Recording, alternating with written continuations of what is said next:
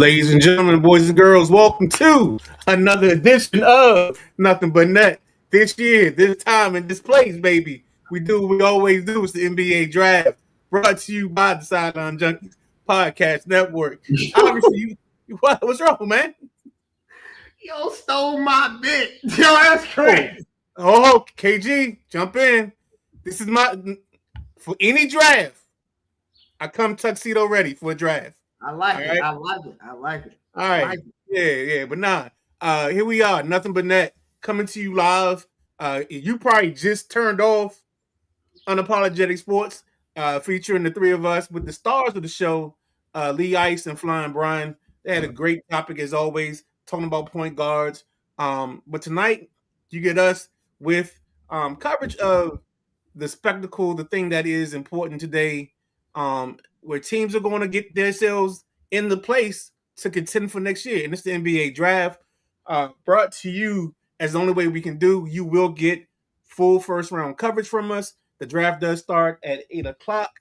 The only rule I have when we do these is just let the pick come across the TV screen. Don't do the not the Facebook, but the X.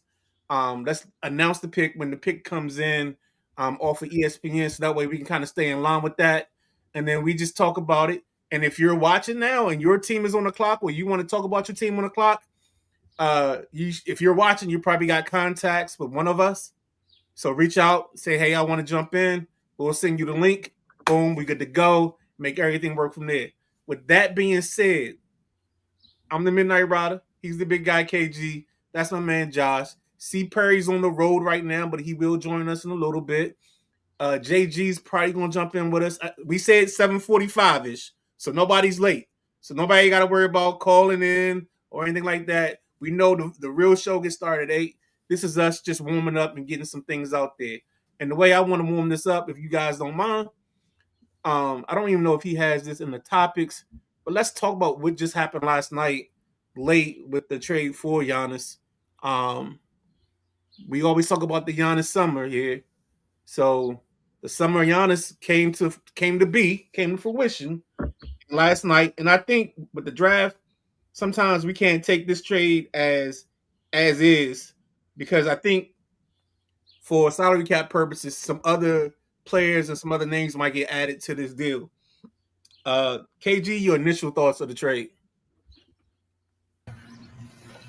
First and foremost, good evening to both of you gentlemen again. For the second time. Good evening. For the second time. This right here, I'm gonna be honest with you. I was shocked because when my head hit the pillow last night, I just knew. I was like, Giannis is gonna wind up in Boston. I don't know how they're gonna do it, but Boston wants him. They want to put the package together. Okay. I get up, I get to moving, doing the whole checking the phone thing, and it's Miami. I saw the graphic of him going to Miami about 9:30 last night, but I said, nope. I looked it up. I couldn't verify it. I said, I'm not going to say anything. It's bull. I'd be damned if it didn't happen. But it shocked me. But I feel like, what was the point? What does Pat Riley have up his sleeve? Because you got nothing. Him and Bam together, I don't think that's going to work. I think that's like oil and water because their styles will mesh. But I don't see this being successful. So, Josh, what? First, gentlemen, it's always good to be in your presence. Good to see you guys again. All love you guys. You guys know that. So for me, I look at this a little differently. I like this move. I like this move for the Miami Heat.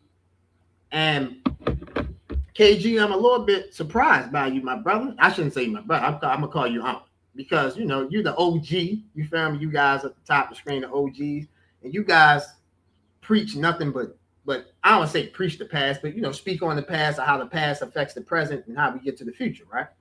So this is Pat Riley's been doing this since the 90s. Yep. He acquired Alonzo Mourning in a 6-player deal with Charlotte in 1995. He acquired Tim Hardaway in a 4-player deal with Golden State in 1996. He traded for Shaquille O'Neal in a 4-player deal in 2004. He won the championship in 2006, Miami Heat. He acquired Chris Bosh in a sign and trade with the Toronto Raptors. They won 2 championships in 6 seasons. He acquired LeBron James in 2010. Chris Bosh, LeBron James, 2010. They won championships in Miami. He acquired Jimmy Butler in a sign and trade with Philadelphia. Jimmy Butler led the Miami Heat to 2 finals appearances in 5.5 seasons. So Pat Riley is always going to go what they call big game hunting. And Pat Riley, as the kids say, he usually don't miss. He struck out a little bit. He struck out with KD, struck out with some guys here and there. But for the most part, if he sees a whale, oh yeah, he reeling that whale in. He whaling that big old whale right on there. He going to get it. Now the question is, can the Miami Heat put a roster together?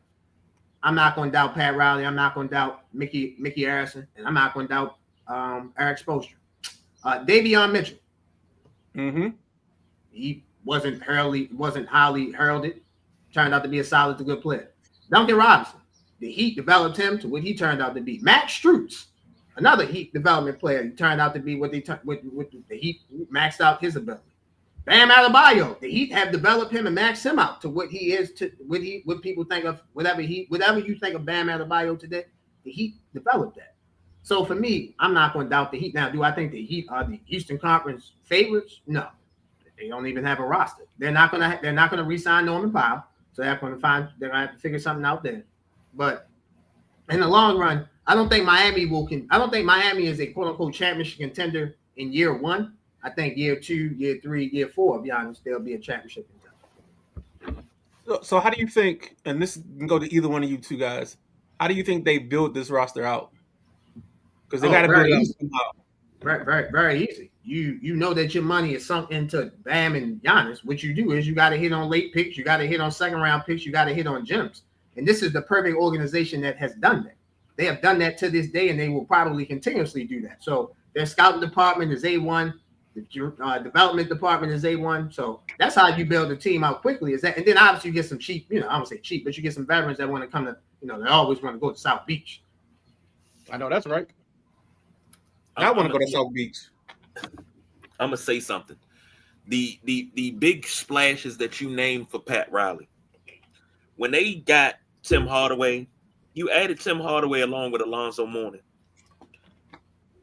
On that roster, the 95-96 Miami Heat, Keith Atkins, Rex Chapman, Ty Corbin, Sasa Danilovic, who was actually pretty good but just didn't last long. Chris Gatlin, my man Stacey King, rest in peace. Vashawn Leonard, shooter. Danny Shays, Tony Smith, Kurt Thomas was a rookie, and they had the wizard Walt Williams. They had nothing but veteran talent. But guess what? The talent pool in the NBA ain't that deep where you're going to find guys like a Ty Corbin. You're not going to find international guys like a Sasha Danilovic. You're not going to find role player pieces to fill out this roster. But now I'm hearing that they're going to trade to get Klay Thompson. What are we getting Klay? What are they getting Klay Thompson for? I don't understand what Riles is doing. But it's one of those things I got to sit back and just watch because it may work out. But this looks like a disaster waiting to happen. Yeah, if they trade for Klay Thompson, I wouldn't necessarily recommend that at this stage of Klay Thompson's career. But for me, I'm saying what you're doing is basically what we're doing the same thing. You're going off track record and track history from your standpoint. I'm going off from my standpoint. Miami has developed and produced players that we did not think were good players or whatever, and produced them to be solid. Hayward, he won the Brooklyn Nets. I forgot his first name. Like, he's a solid player. He's not the best player, but he's a solid player. The only thing I'm saying is that I just trust Pat Riley and I trust Eric Spoelstra. If Eric Spoelstra is not the best coach in the NBA, he's the second best coach in the NBA. So, like, I trust him being able to find talent and develop it and being able to fit it in his system, how he wants to play. Only reason why I trust Eric Spoelstra, and I got a love-hate relationship with him. I love his mind, but I hate him as a coach because he prevented my team from winning 3 championships at one point in time. But I digress. We're not going to get into that. But one thing I love about Eric Spoelstra, he is a guy that watches a lot of film. He's a coach that watches a lot of film. That's what I love about him. So if they're going to go after somebody, he's going to have some good film on. But I don't see where this is going. All right. And the fourth member of the 5-man team. Did you hit the button, KG? No, it's Okay. the layout you got. Oh, that's right. I'm sorry. I gotta go here. Well, what's Here up, we go. brother? What's up, man? I'm sorry. Gentlemen, how we doing? Good, man. How you doing? Chilling, man. My guy, what's up, bro? What up, Jay? We got number 5 coming in. What's up, man? C. Perry, can you hear us? Probably not. Probably not. C. Perry? All right. Get him to a better space. So Midnight, I got a question. I know you said that obviously you can't tip picks. I got that. Let the picks come across the screen. Are we allowed to talk about trades when they happen? Yes. Okay. And if somebody can screen grab the trade and throw it into or send it to me, and we'll put it on the screen. Yeah, I got you. I do that. I got you. Let's go. Bossman jumps in. The bits got a bit. Brian Sweeney says, of course, that's Flying Brian. That's a nice graphic because he made it. Boss B says the Miami went from getting bounced in the first round to the second. And then KG, I disagree with you on the talent pool. And let's start there. I think the way they're going to have to piece this roster together is it's going to be some mid-level exemptions. It's going to be some guys that's going to be bought out. First name I can think of a guy that's potentially a candidate outside of Bradley Beal, who I mentioned on another show, but I think D'Angelo Russell, because I don't think Washington wants anything to do with D'Angelo Russell, and he just opted in for his player option. That's another person that you throw him to the scrap heap. I think they have to take every option they can get that falls on the scrap heap because they don't have much by way of second tier talent. I mean, right now your 2 guard is Norman Powell, and that's who you pinning your hopes on to spread the floor and give you options. Go ahead, JG. Talk to him, baby. Welcome first and foremost, and get it going. Giannis trade. Yeah, Giannis trade. I'm a guy. I came on highly opinionated. This is one of the offseason splashes that I thought would happen. I predicted that Giannis Antetokounmpo, along with John Morant, would go to the Miami Heat. So far, one domino has fallen. I still very much believe that John Morant could be in play here because I don't believe Memphis wants to hold on to John Morant for very much longer. Now, and obviously, at this point, they're probably selling low on John Morant because he did not have much value, if any at all, during the trade deadline this past season. So now that the dust is kind of settled there, and the Giannis trade has happened, I think the Miami Heat would be the perfect place for John Morant. Now, is the city of Miami necessarily great for John Morant given his history off the court? Probably not. But I trust Pat Riley. I trust Heat culture. Udonis has them, everything they have built down there for Miami. I think this is a place where John Morant can get his career restarted. I think this is a place where he can go back to being that perennial all-star that I still believe he's very capable of becoming. And I just think that Miami fits well. They desperately need backcourt support. You mentioned D'Angelo Russell there. That's another good piece as well that could fit there. If you're not getting Bradley Beal, Miami's front court now with Giannis and Bam Adebayo. The first thing I think of is shooting. Bam Adebayo, although he's adopted a jump shot, has become a better 3-point shooter. He only shot about 32% from 3-point range this past season, so that's nothing to necessarily freak out at. If you're a defender, you're probably worried about Giannis Antetokounmpo dropping to the basket still more so than hugging Bam Adebayo at the 3-point line. But these guys are also 2 bigs that can handle the ball very well, are both very good passers. They have the ability to play off of each other, despite the fact that Bam Adebayo isn't necessarily a shooter. We know Giannis Antetokounmpo will never be a shooter. We spent years talking about, hey, if Giannis just gets a consistent jumper, well, he shot about 28% from 3 this past season in his limited games. So we're not expecting Giannis Antetokounmpo to suddenly become a better shooter, but I still believe that Bam and Giannis can play well off of each other based off their playmaking, based off the versatility defensively as well. But Miami has to address that backcourt now. They have to start filling out this roster with pieces that will fit around Giannis and Bam Adebayo. As of right now, I can see Miami being a top 5 team in the Eastern Conference, maybe a top 6. Gets them out of the play-in, but I'm not ready to go ahead and go crazy thinking that here come the Miami Heat about to win the Eastern Conference. They got a lot of work to do still, and it starts on that during draft day. Totally yeah, agree. My bad. No, you're good. I want to speak on the Milwaukee side of this. So obviously Milwaukee traded Giannis. We get that probably a year and a half, 2 years in the making. So we get that. I'm glad that they did. I'm gonna stop you real quick. Let you go. Real quick around the room. One word answer. Too late. Late. Should have done it 3 years ago. Should have done it 3 years ago. I'll say too late. Don't matter if you come to the party 5 minutes late, 10 minutes late, you're late. Yeah, I mean, all the answers is you're late. Like, that's all he's saying is you're late. Whether you're 3 years late or 5 years late, 5 minutes late, you're late. Listen, I could go back to a point when they got rid of Drew Holiday, they should have been starting to make considerations at that point. We can go back to that. That was a minute ago. So I just want to touch this on Milwaukee. Milwaukee, we doing the show live, draft show, 2026 NBA draft on most of you guys' screen. Milwaukee has to hit this draft. They can't walk out with no slouches. They got 2 lottery picks. They have to hit on both of those lottery picks. And I don't give a damn if they got a 2nd round pick. They got to hit on him too. They need to start. This is a rebuild, not rebuild. This is a reload, a retool, a relaunch of the new Milwaukee Bucks. Now we expect them to be bad for a couple. I got that. They need to hit on these draft picks, whoever they decide to draft. Okay. So what do you think? What do you think is going to be there at 10 and 13 for them that they can actually build around? Do you see pieces?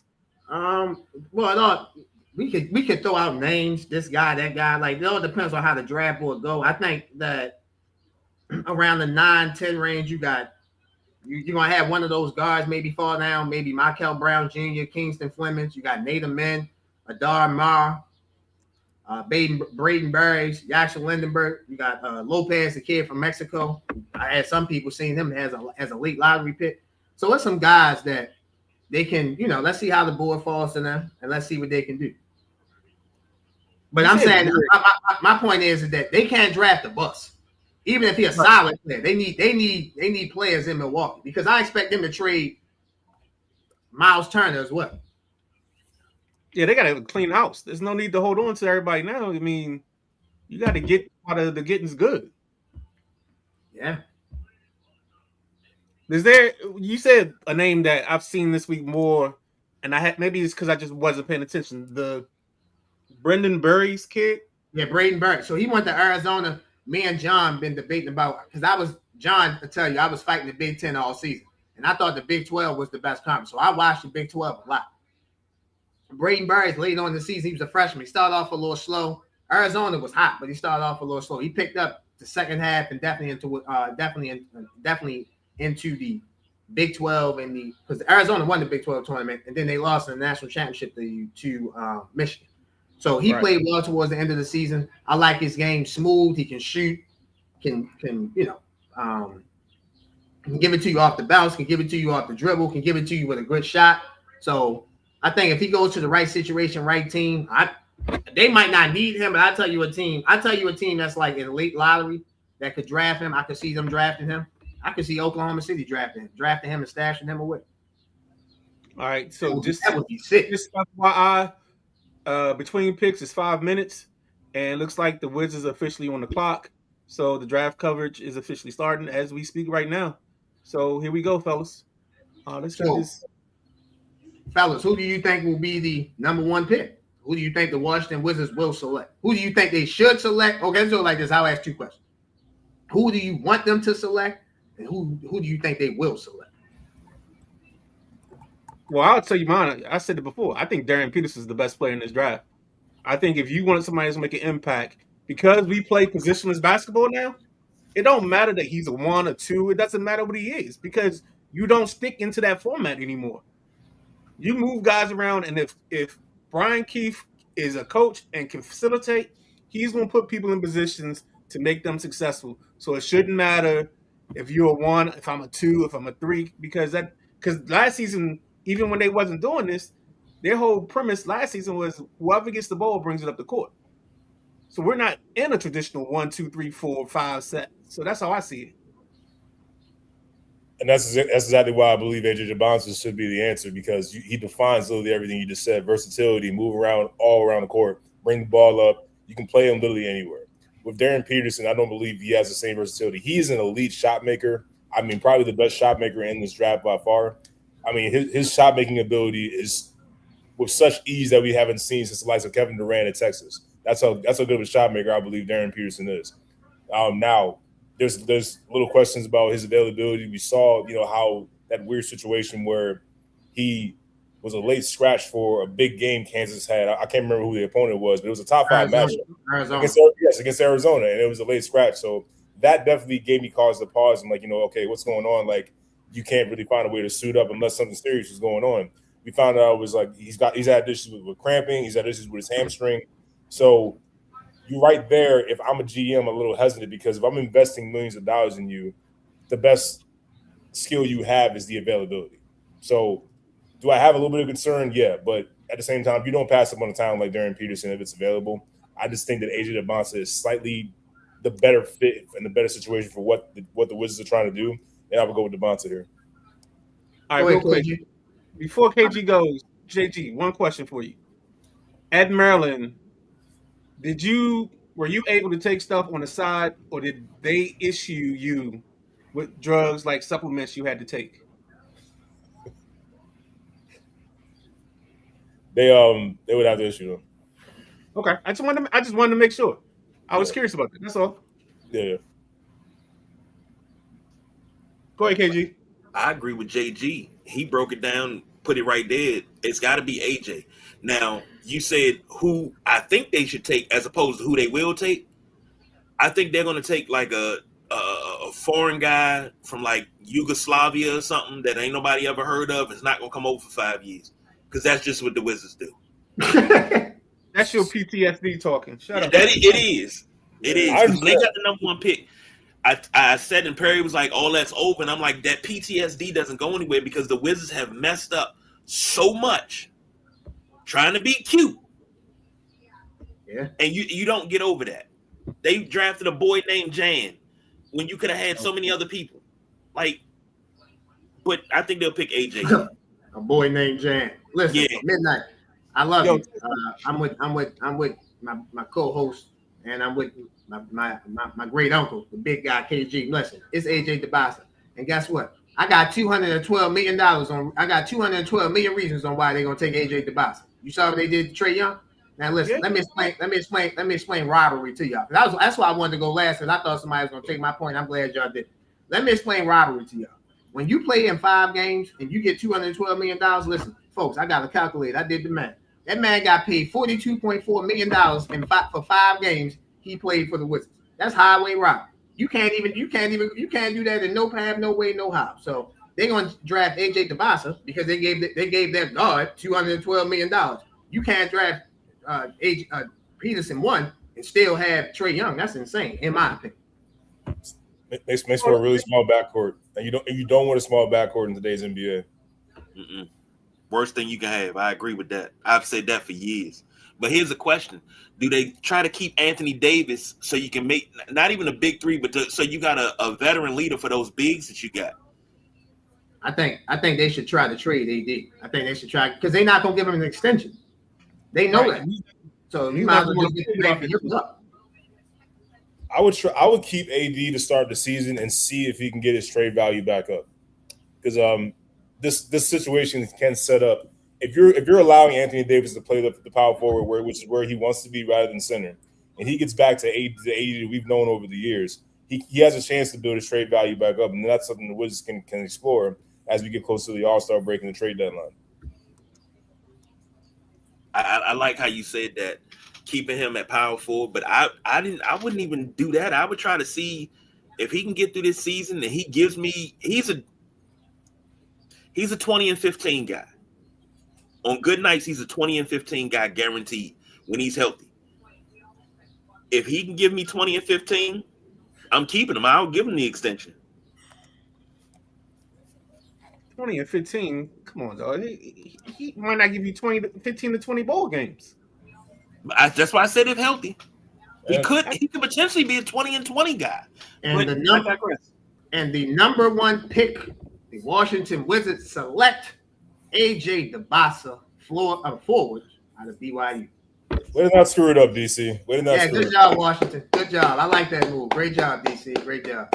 Congratulations to AJ DeBossa. He's the first pick in the 2026 NBA draft. Still waiting on some trades, man. You would think something going to happen. Let's just hope my Bulls don't mess it up. Well, if Caleb Wilson, listen, they can't mess it up. They just going to take the fourth best player. Right. These guys can enjoy their night for the first round. Like they're in like a pretty solid position. I think the Wizards are fighting to get back in. Really? Get back in what? The first round? First round, yeah. They've done it 2 of the last 3 years. Ah, man, listen, they got everything they need. Nah, they want a big. I think they want a big to help the middle, so you don't have to put like even you can sign somebody for that. You got Robert Williams out there. You got my man Gafford available. They could not my man, but whoa. Doritos. As soon as he said it, I knew it was coming. Midnight Rider's not gonna let Doritos come back in town. Oh my god! Oh, well, listen, he was solid. He's solid in Dallas, so he could be a backup center for sure. I don't care what Doritos, pistachio. No, you're right. Yeah, I can call Doritos because that's what I thought he was when he got traded. I thought he was the bag of Doritos. Oh yeah, it's Doritos, Fritos, pistachios. Yeah, exactly. Wizards, hey John, Wizards in 5. Wizards in 5. Yo, 5. Looking at the Wizards roster, you got Trae Young at the point. Yep. You got your choices starting Coulibaly, Bub Carrington at the 2. You got Keyshawn George. You still got Anthony Gill. You got Trey Johnson. You got Julian Reese. I don't know what they're gonna do with D'Lo. You got Alex Sarr in the middle. His ass. Yeah, you got Cam Whitmore. D'Angelo's got to go. I would say, Cam Whitmore. I like Juju Reese is a true center. He's not going to play power forward, so he could be a key along with Sarr to let AD roam on that power forward position. I think they got a young core, and it's a lot of talent on that roster. But it's just all about coaching. How do you coach these guys and keep them in check, focused, and everything that comes with it? How do you do it? Midnight, can you tell me more about this guy who's currently the Wizards head coach? I really don't know much about him, being honest. Brian Keefe, he's mostly known as a player development type of person. Okay. He's not like you don't hear a lot of guys say, "Oh, he's a big X and O's guy," so that's kind of a concern. But yeah. I mean, I think he's also the guy that is here to fall on the sword, for lack of a better term. Hey John, you ever seen that movie with Dwayne Martin and Kelly Rowland called Seat Filler? Yeah. You ever seen that movie, John? Hey John, you ever seen that movie, bro? Yeah, that's a classic. All right, cool, bro. Hey, bro, listen. I'm just letting you know what it is, bro. That's all. You asked about him. You feel me? You wanted to know. I mean, you know what? The minute I asked, I was like, "There's no way this is the guy that's going to be coaching going forward." Like, with this. Hell no. Not when the Wizards get serious about their program. Oh no. I think that's the dumbest thing possible. Like, I think in any sport, I think that's the dumbest thing possible because you got these young guys that buy into this system, and then all of a sudden you get somebody, and these young guys are still in, and well, we're not gonna go with the old system. We go with this new system, and we like to call it Jason Campbell players, where you just constantly got them in different systems every couple of years. I hate that. Who's out there right now that you want to coach this up and coming Wizards team? It's anybody but him, to be honest with you. I mean, I think he got another year to. I always call it the Moses effect. He meant to get you through the hard times and the troubled times, but he's not meant to see the promised land. So he's off the River Jordan. Yeah, who is he? He's the Mark. I'm thinking Golden State right now. Mark Jackson. Yeah. And then also now who's the guy that just got fired? Tom Thibodeau. Yeah. Mike. Gotcha. They can get you there. They can let you see it, but they can't let you touch it. So it's got to be somebody just like Doug Collins. Yeah, I give you that. But Thibodeau would be great here in DC. Yeah, that's a good one with Doug Collins. Yep. Phil Jackson Thibodeau would be great in DC. In 2 years, won the championship in 2 years, and maybe would have went to the finals in 90 if Scotty ain't had the migraine. All right. Well, I wonder who the number 2 pick will be. I mean, that should be obvious because should be obvious. Should be. Yeah, I Who's think it's close to the playoffs right now? Is it Utah or DC? Utah because of the same line. Hey, John, you're going to hear this on Highly Opinionated, and the next time we do a basketball show, I don't want to spoil that out, but the next basketball show that we do, we'll give our predictions on, you feel me? Utah going to make the play. I think they may be higher than that. Well, it's the West, so never mind. Yeah, in the West, yeah. You know they got to walk before they crawl. You feel me? I mean, they got to crawl before they walk. So, yeah, they make the play in. Little baby steps. Yeah, play in be good. If they make the play in and lose, that's baby steps. Then 2 years from now, they're a playoff team for sure. But what do they do with Walker Kessler? Yo, you re-sign him, sir. Like, yeah, it's very, very simple. Re-sign him. Yeah, but so far, he balked at the first option. Go ahead, announce the pick, guys. The Utah Jazz, the number 2 pick, Utah Jazz select guard Darren Peterson out of the University of Kansas. So the first 2 picks, AJ DeBasa went number 1 to the Washington Wizards, and Darren Peterson went number 2 to the Utah Jazz. I see you, Kamish. Go funny. I wish. I'm not. I'll stay off of Twitter. I'll just say this: a trade that I'm looking forward to has not happened. Let me point that out. A name that I'm looking forward to. Keep your eye out on Trey Murphy. Oh yeah, because that might go. That's gonna go in the lottery. I was gonna say that could go as high as like 8. This is what I've seen. The Hawks. Yeah, with Atlanta. So we got to thank God. Whoever controlling this ticker, thank you, Jesus. I love you. So you got the Hawks at number 8, Midnight. If that's you, I love you, baby. You got the Hawks at 8. If that's you, I love you too, baby. You got the Hawks at 8. You got the Warriors at 11. You got. I think Charlotte should be interested in Trey Murphy. I think Trey Murphy would fit perfectly in Charlotte because they're young and he's young, but he brings a little different versatility of what they do. They want to just play offense. He plays defense as well. So. I think it'd be a good fit to kind of like, not. I'm not ready to say upgrade, but maybe like get younger from Miles Bridges and at that position. Yeah, I agree with that. Well, that's AJ. He a better player than Miles Bridges, in my opinion. That's fair. I still think Miles Bridges is serviceable. Like I like Trey Murphy a lot. I'm just not sure if I'm ready to like put him so far above Miles Bridges, like he's that big of a difference. But I still think he'd be a good addition. So, what do we see Trey Murphy as? Is he somebody we want to slide in as a piece, and he's going to play a role? Is that what we're doing? I think Trey Murphy's a true 3-and-D guy that you can start. Okay. How much he can give you offensively with defense. He kind of, how do I put this? He's kind of Mikal Bridges, but I think maybe a little bit better on both sides of the ball. He can give you 12 to 15 a game. He can give you 4 or 5 rebounds, but the defensive efficiency is what I think he could really bring to Charlotte and make them a better defensive team because of him. You can put him on the other team's best guy. He can switch. He's versatile. That's something I think that Charlotte is missing. They're missing like a defensive intensity on that side of the ball. They clearly have the offense. Condon nipple, yellow ball. Go ahead, Jay. My bad. They're missing a forward, but more importantly, there was a trade that happened yesterday. We obviously talk about the Giannis trade. Cool. There was a trade that happened, 3-team trade, Minnesota, Chicago, and Brooklyn. We all talk about the Julius Randle part. A person that got traded in that trade would have fit perfectly in Charlotte. His name is Nick Claxton. Right. He's young, athletic. He can move, and he comes in with the mentality, I don't need the ball. Y'all can have that. I'm going to do the grit, grimy, and dirty work. That can help it. That can help Charlotte. They don't have that. Like, their center is – who's the center? I was about to call that man Ted DiBiase. Lord have mercy. Number 25. Diabate, and then Mark Williams is with Phoenix now, but Diabate. Diabate, he's a backup center. He reminds me of the starting center on the Celtics. Cater. Cater's a backup. So is say his last name again? Diabate. Thank you, sir. So they need size, and Nick Claxton would have been perfect for Charlotte. They could have got their hands on Nick Claxton.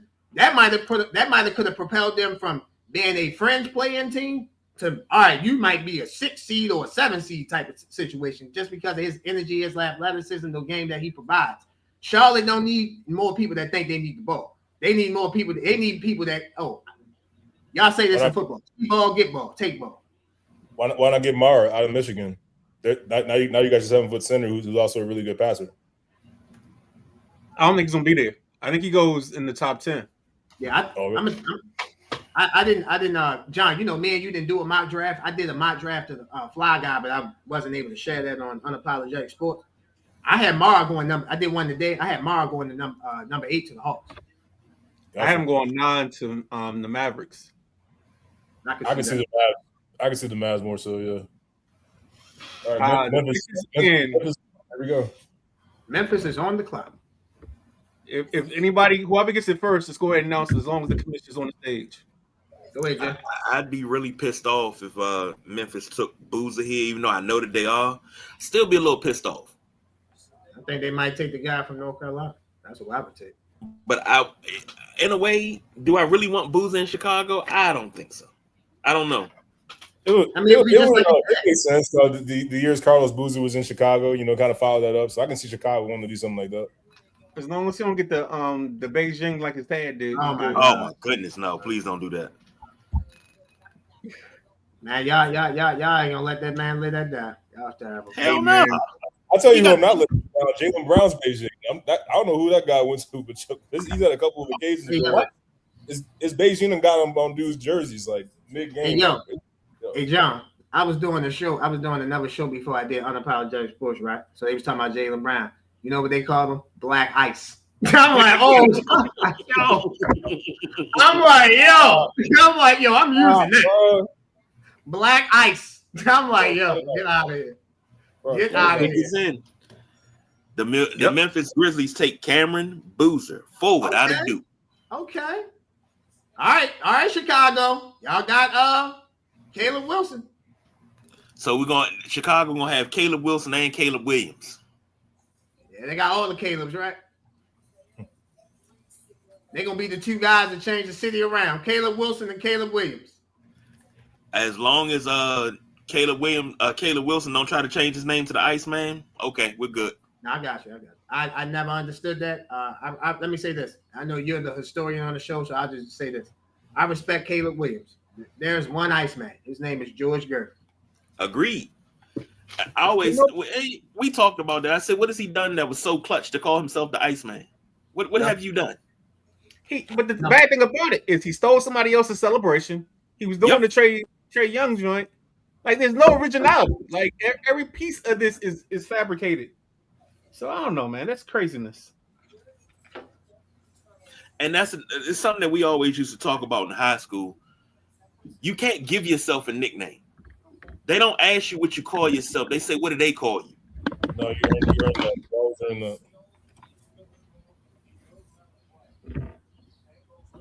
What the neighborhood call you? That's what we gonna call you. What the neighborhood call you? Great. All right, so we're Boozer to Duke. To the Grizzlies. Any initial thoughts?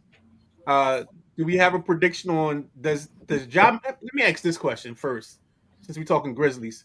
Does Ja Morant leave tonight still wearing a Grizzlies hat? Yep. Ain't nobody. Ain't nobody want him. I mean, I'm gonna take a chance on him. I've been reading reports that. I mean, that's why I listen. I ain't gonna lie. I gave John a hard time when he said Ja Morant was gonna be a Heat. But shit, I mean, listen, they might be able to. They could trade Mike a second round pick and get his ass. The way that team's not interested in him right now. And they need him. Because the backcourt is just you don't have much there. Like to the point where Miami's there. I say not desperate, but like it becomes more of an intriguing spot for Memphis and Miami. I'm telling you like this. Right now, it's last call. It's 2 a.m. and it's 4 people and they both in the shadows. You gotta make a call, brother. You don't want to go home alone. For the lights come on. Looking at Memphis roster, you got some talent. You got Scottie Pippen Jr., Jaren Jackson Jr. You got a lot of I'm sorry. You got KCP, Zach Eddie. That was my guy in last year's draft. 7'3" guy. Him and Boozer, if they stay healthy, You got a good tandem. Don't you dare say it. Don't you dare What did I say say? I just said you got a good tandem at forward in the front court. What you about to go ahead and say? What you about to say? Go ahead and say. With Boozer being able to handle the ball, Eddie is a guy that can actually play back to the basket. He's a traditional center. Him and Boozer running things on that wing. You know, come down, drop that joint down to him, flip it back over for cutting Boozer. I mean, you know, it could work. You might got something there. And if John Morant can stay out of trouble, boom. You might got 45 to 47 wins. I wouldn't see. You thought I was gonna say something else. You got him 3 wins away from 50. Yeah. If everybody stays healthy, John Morant suspended, they could be there. For that team? Who's shooting that basketball? The Grizzlies gonna win 50 games. No, 45 to 47. Do. 47. My bad. I'm not gonna put the blue magic on that, but I'll say 45 games if everybody can stay healthy. In the Western they play in the West, right?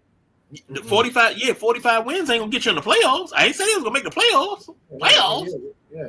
I said they was gonna win 45 games. If Memphis win 45 games, the coach, who the coach of Memphis, he should win Coach of the Year. I don't care if they make the playoffs or they don't. I'm with you. Like if they win 45 games, he should win the Coach of the Year, straight up. Chicago's pick is now in. I think they should get wings from Magic City. Wings, free wings. Good God, if they win 45 to 47. Woo! Damn, Carlos. Oh, I forgot I'm live. Never mind. Let me. This is my favorite time of the year.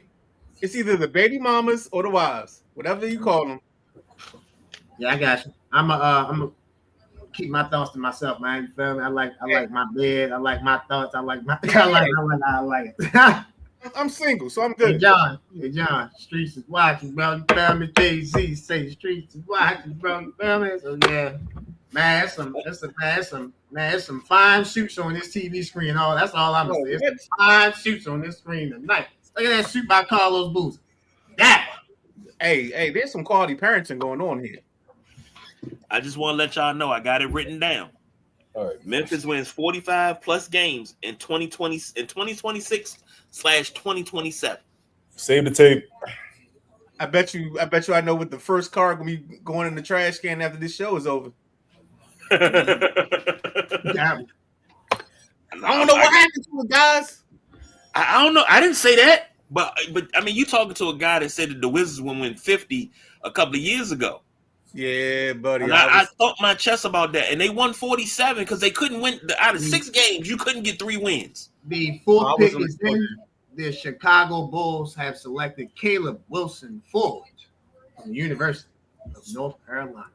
So the top 4 picks: AJ DeBasa goes number 1 to the Washington Wizards. Darren Peterson goes number 2 to the Utah Jazz. Cam Boozer goes number 3 to the Memphis Grizzlies. Caleb Wilson goes number 4 to the Chicago Bulls. So, fellas, officially, now the 2026 NBA draft has officially begun. Right. Now, as a Bulls fan, let me say this. I'm cool with this pick, and the Bulls have let me down on draft day so many times for various reasons. But I'm cool with this pick. What I'm not cool with is the Bulls letting talent like Ayo Dosunmu go, and now he's signing a max deal in Minnesota when that was our guy. I said when he was in Chicago, he's balling. You don't let that guy walk out of the city. They let him walk out and go to Minnesota. He's got money in Minnesota because he's been balling. Josh Giddey, it should have been Josh Giddey and Dosunmu as your cornerstones, and then you build off of that. But right now, you got Giddey. You got Giddey. You got Giddey. You got the foreign kid, the guy with all the consonants and like 3 vowels. I ain't gonna lie. I I think the Chicago Bulls got Josh Giddey. I'm not for sure, but I think they got Josh Giddey. I'm not for sure. I think they got Minnesota did right by keeping Ayo DeSumo and letting Julius Randle walk. Ayo DeSumo definitely earned every penny of that contract, and especially in the playoffs. I mean, this is why you pay a guy. But Chicago pulled a DC, letting guys like Denny Avdija go to Portland, and he turns into an all-star. Now Ayo DeSumo is likely going to be, if he's not a starter next year in Minnesota, he'll be up for 6 man of the year, I think, easily next year. I agree 1,000%. And I'm very critical of the front office of Chicago. As for the last few years, whether it was John Paxson, Gar Forman, whoever, the moves that have been made haven't made sense over the last couple of years. We had something going, and every piece that we got something. We just need one more piece. You trade the piece away that we're trying to keep. When they traded Jimmy Butler for Zach LaVine and Chris Dunn, that was the second year in a row that they broke my heart on draft day. I was inconsolable, literally. Like when I'm talking about boohoo crying, like what the fuck? I'm throwing shit. When they traded Derrick Rose, I damn near broke my hand. Like I was hurt. Damn, dog. Yeah, I almost broke my hand. I almost broke my hand. As a Laker fan, I feel your pain. It was kind of like when the Lakers traded away Shaq to go to Miami, because I knew what was going to happen. Like with D Wade and Shaq, they were going to start running the East, and a couple years later, they won a championship. And I'm watching my boy Kobe just deal with the likes of Smush Parker, Kwame Brown, Brian Grant. Oh God! I mean, it got bad for a few years. It got bad for a few years. Lamar Odom, I love him. No, I'm glad we at least had him, but it was a rough few years after trading Shaq away. Every time I hear Lamar Odom name, Stephen A. come into my. What does Stephen A. call him? Because I got a nickname for him. Oh no! Oh no, I can't. I'm not gonna say it. Go ahead. No, you can say your nickname. Go ahead. I used to call him one time. Because every now and then, one time, he'll remind you who he was. The rest of the time, you're like, who the hell is this dude? I call him Sneaky. What? Yeah, I call him because if you look at the box score, you can watch a whole entire game, and you look at a Laker box score, and you look at you like, damn, this motherfucker had 20 and 10. That was Lamar Odom. He'd have damn near a triple double, and you wouldn't even know it. That was Lamar Odom to a T. I was like, dude, if he could have finished his career in LA, we would be talking about Lamar Odom, the Hall of Famer. Oh yeah, no. Two championships, 6 man of the year, absolutely. We've been talking about Lamar Odom, not first ballot, but Lamar Odom, the Hall of Fame, because he gave you 20 and 10. He gave you buckets, but he also gave you a steady hand at a point forward. Yeah, like the first true point forward, in my opinion, before Draymond Green and those guys came around. So we're not going to hold on. We're going to just ignore Scottie Pippen. After Scottie, my fault. After Scottie. Well, Scottie Pippen, Grant Hill. But Scottie Pippen still wasn't 6'11". You know what I'm saying? Like real, damn near a point center. Lamar Odom was. Yeah, because he was 6'10", and handled the ball like a guard. That's what I'm saying. Scottie Pippen was what? Scottie Pippen was what? 6'7", 6'8", maybe. 6'7". Yeah. Grant Hill 6'8", and both of them had handles for days.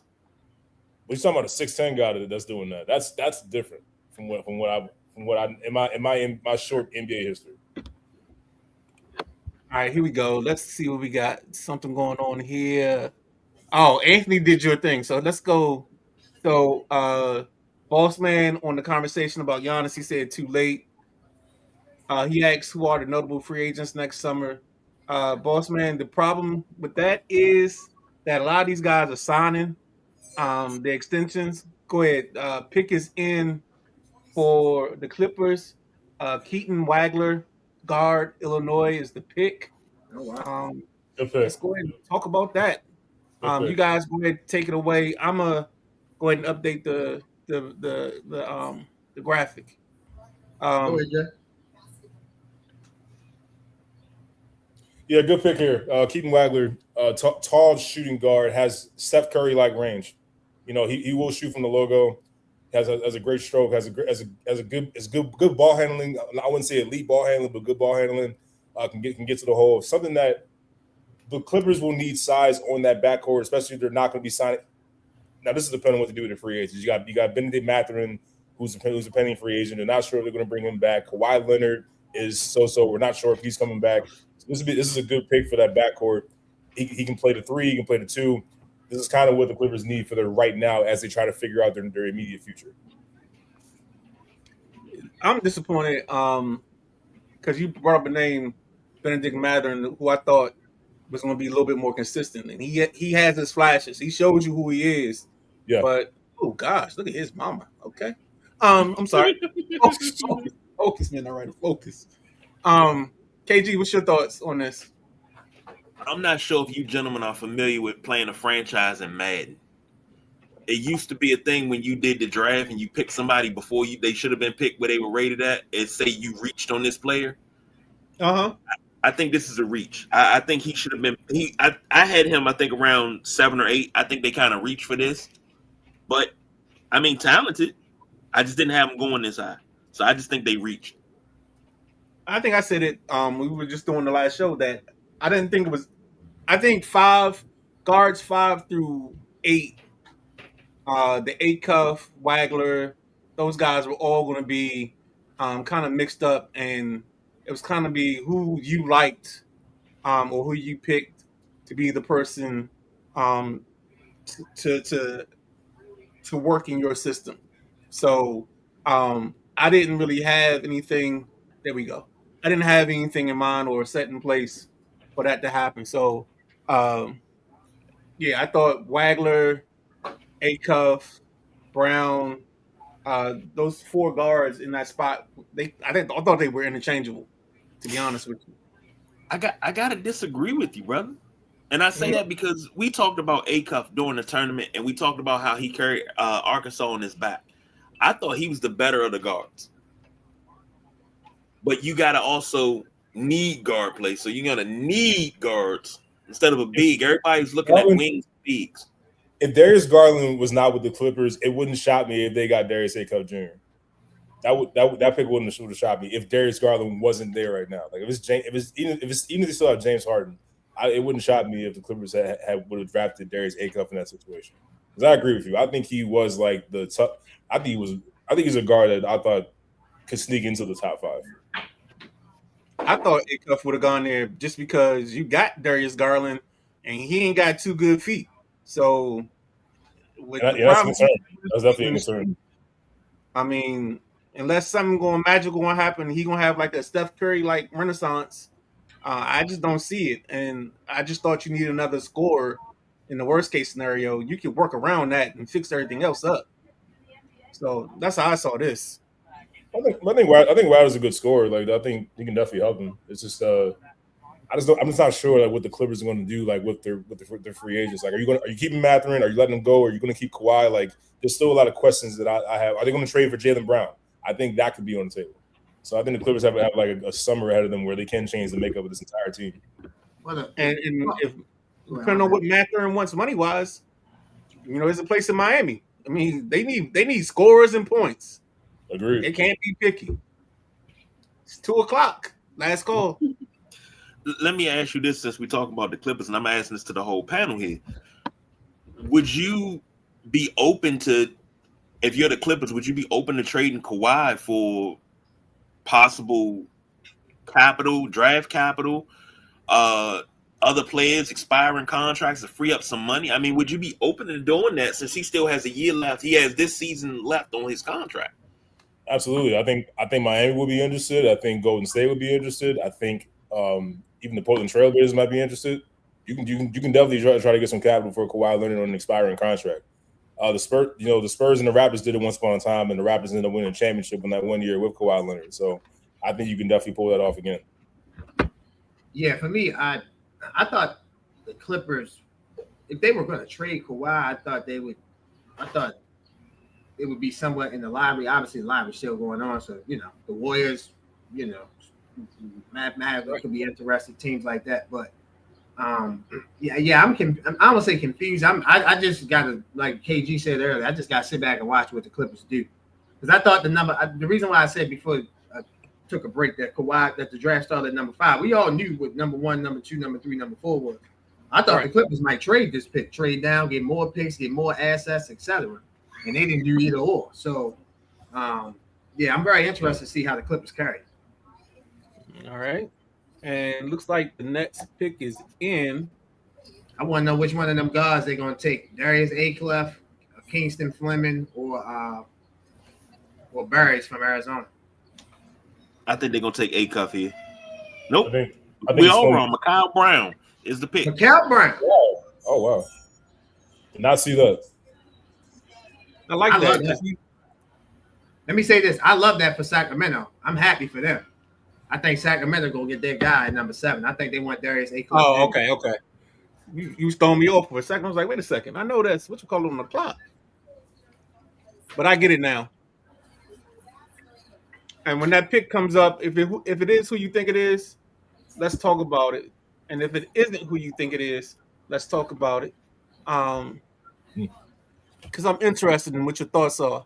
Because I got a thought on who I thought they was gonna take, and let's just see if it matches up with who you thought they would take.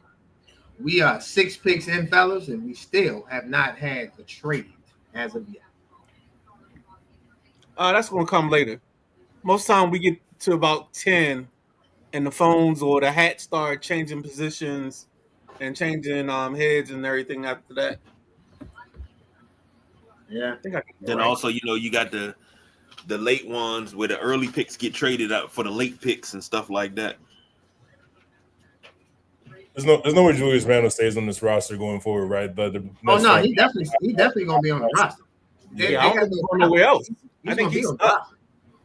That's a concerning thing. Like who we talk about Ja Morant, Julius Randle's on value has plummeted, especially after that horrendous playoff series, where honestly it just looked like he just gave no effort at times. I think Michael Porter's the question on this squad. I'm surprised he hasn't been traded yet, which is crazy. I think they waiting. I think he's going to either get traded tonight or he's getting traded once we get into free agency and the league year starts. Yeah, we Mikal Brown, looking at some of his highlights. The Nets, they just need talent, so I like the pick. I thought any guard could help. Brooklyn. They had 4 picks last year, 5 picks last year. For some reason they drafted all 5. I don't know why they didn't trade anything like that. That was crazy to me. So that was mind-boggling. All those picks you got, didn't trade any. What the Nets need? They need to move back to New Jersey. That's they need. I mean, yeah, might as well. Because ever since they've been in Brooklyn, what have they done? They've stunk since they've been in Brooklyn. At least in New Jersey, at least you knew you could go. You might get a run here and there to the championship. You might get, second round bounce, but you had competitive teams that were exciting. They haven't had a team that's exciting in Brooklyn since their inception in Brooklyn. They had the one that was old excitement too, because Paul Pierce and KJ. I'm gonna say this. I remember this team didn't win the championship, but they lost to Shaq and Dwayne Wade. They used to have Jason Kidd, Richard Jefferson, and Vince Carter. Man, them teams were exciting. And they had my man Kristich. He could come out and shoot that 3, pick and pop a little bit. I like. They went to the finals twice. Yeah, they lost to Shaq and Kobe. Yeah, they lost to the 3 best players of their era: Shaq, Kobe, and Duncan. No shame. Yeah. In that. Yep. And then you had a little bit of excitement, at least for like 5 minutes, with Kyrie, KD, and Harden. But other than that, that's about it. Couldn't make it work. How do you have that? How do you have that much talent and can't make it work? Well, I think the year that they really were going to win the championship or get to the finals, they got hurt, and then once that vaccine mandate came in, it was over.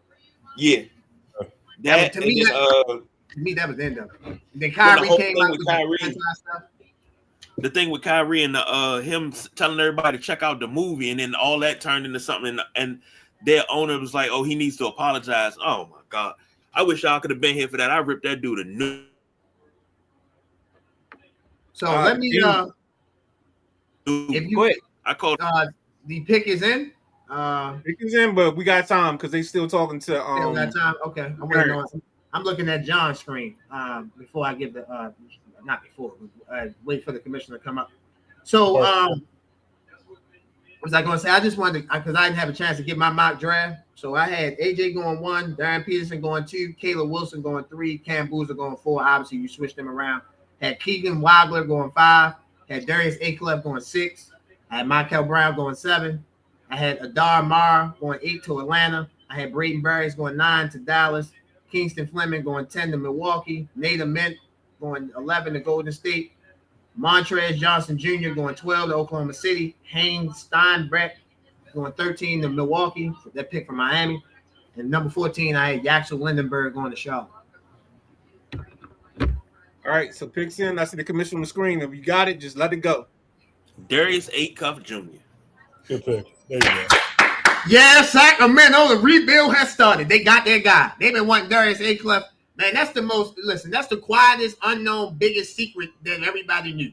They wanted Darius Aklef from the start, or Aklef Jr. from the start. JG, I know that was your guy you spoke on yesterday on Highly Opinionated. Bro, the floor is yours, my guy. This is a guy that can change your team around. This is a point guard that has an Allen Iverson mentality. Well, when it comes to go get you one-on-one, he got great handles. Now, I think I said this on Highly Opinionated. I think he's a better playmaker than Allen Iverson was. AI was obviously a primetime scorer, but with Acuff, I see a little bit of Derrick Rose. I see a little bit of AI in there.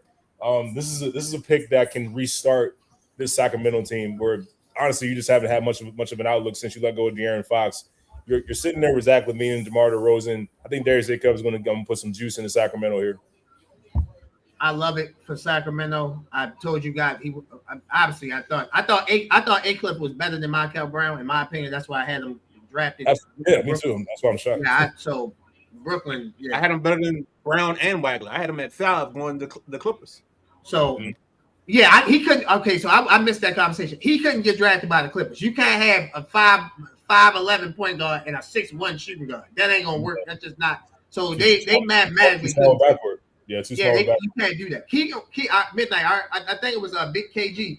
KG, you said you ain't like Wagner. I love the pick for the Clippers because they needed a guard with size that can shoot the ball, that can defend, and that can penetrate and can help Darius Garland. And Darius Garland can take a break on the defensive end because you got 6'5" Keegan Wagner and you got Kawhi Leonard on the court, so you can really hide him with that team. Now, Darius Aklef with Sacramento. Listen, Sacramento's in a rebuild.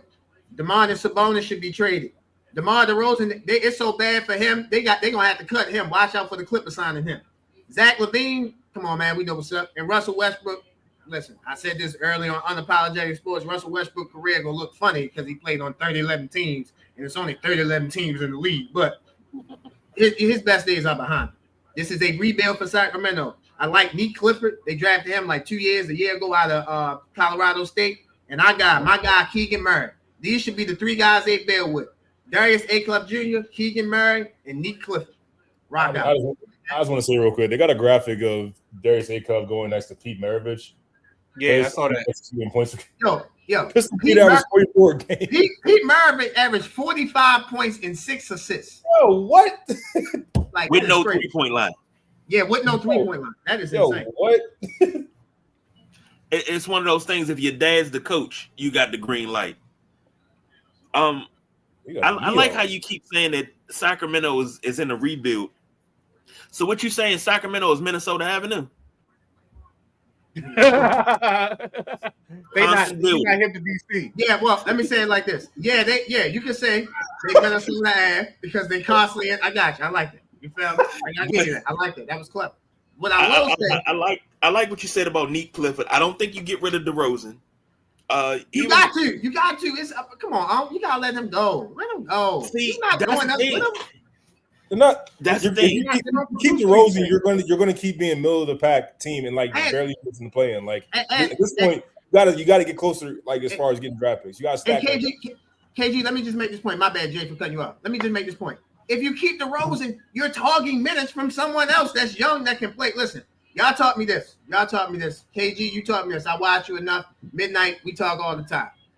I rather get my I want to get my flaws out the way now, my deficiencies out the way now. So when you get to where you trying to go, oh man, John, what I always tell you, in the biggest moments, what shows, brother? Your flaws. Now, if you work on your flaws, they won't be as big in the biggest moments because you prepared for them.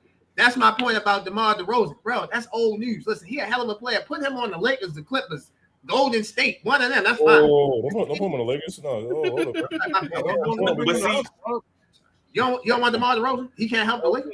No, he can't help us. I don't want that. No. Okay, I'm sorry. Listen, put him on another team. Whatever team you want to put him on. I'll take him in Chicago. Okay, thank you. Bring him back in Chicago. Thank you.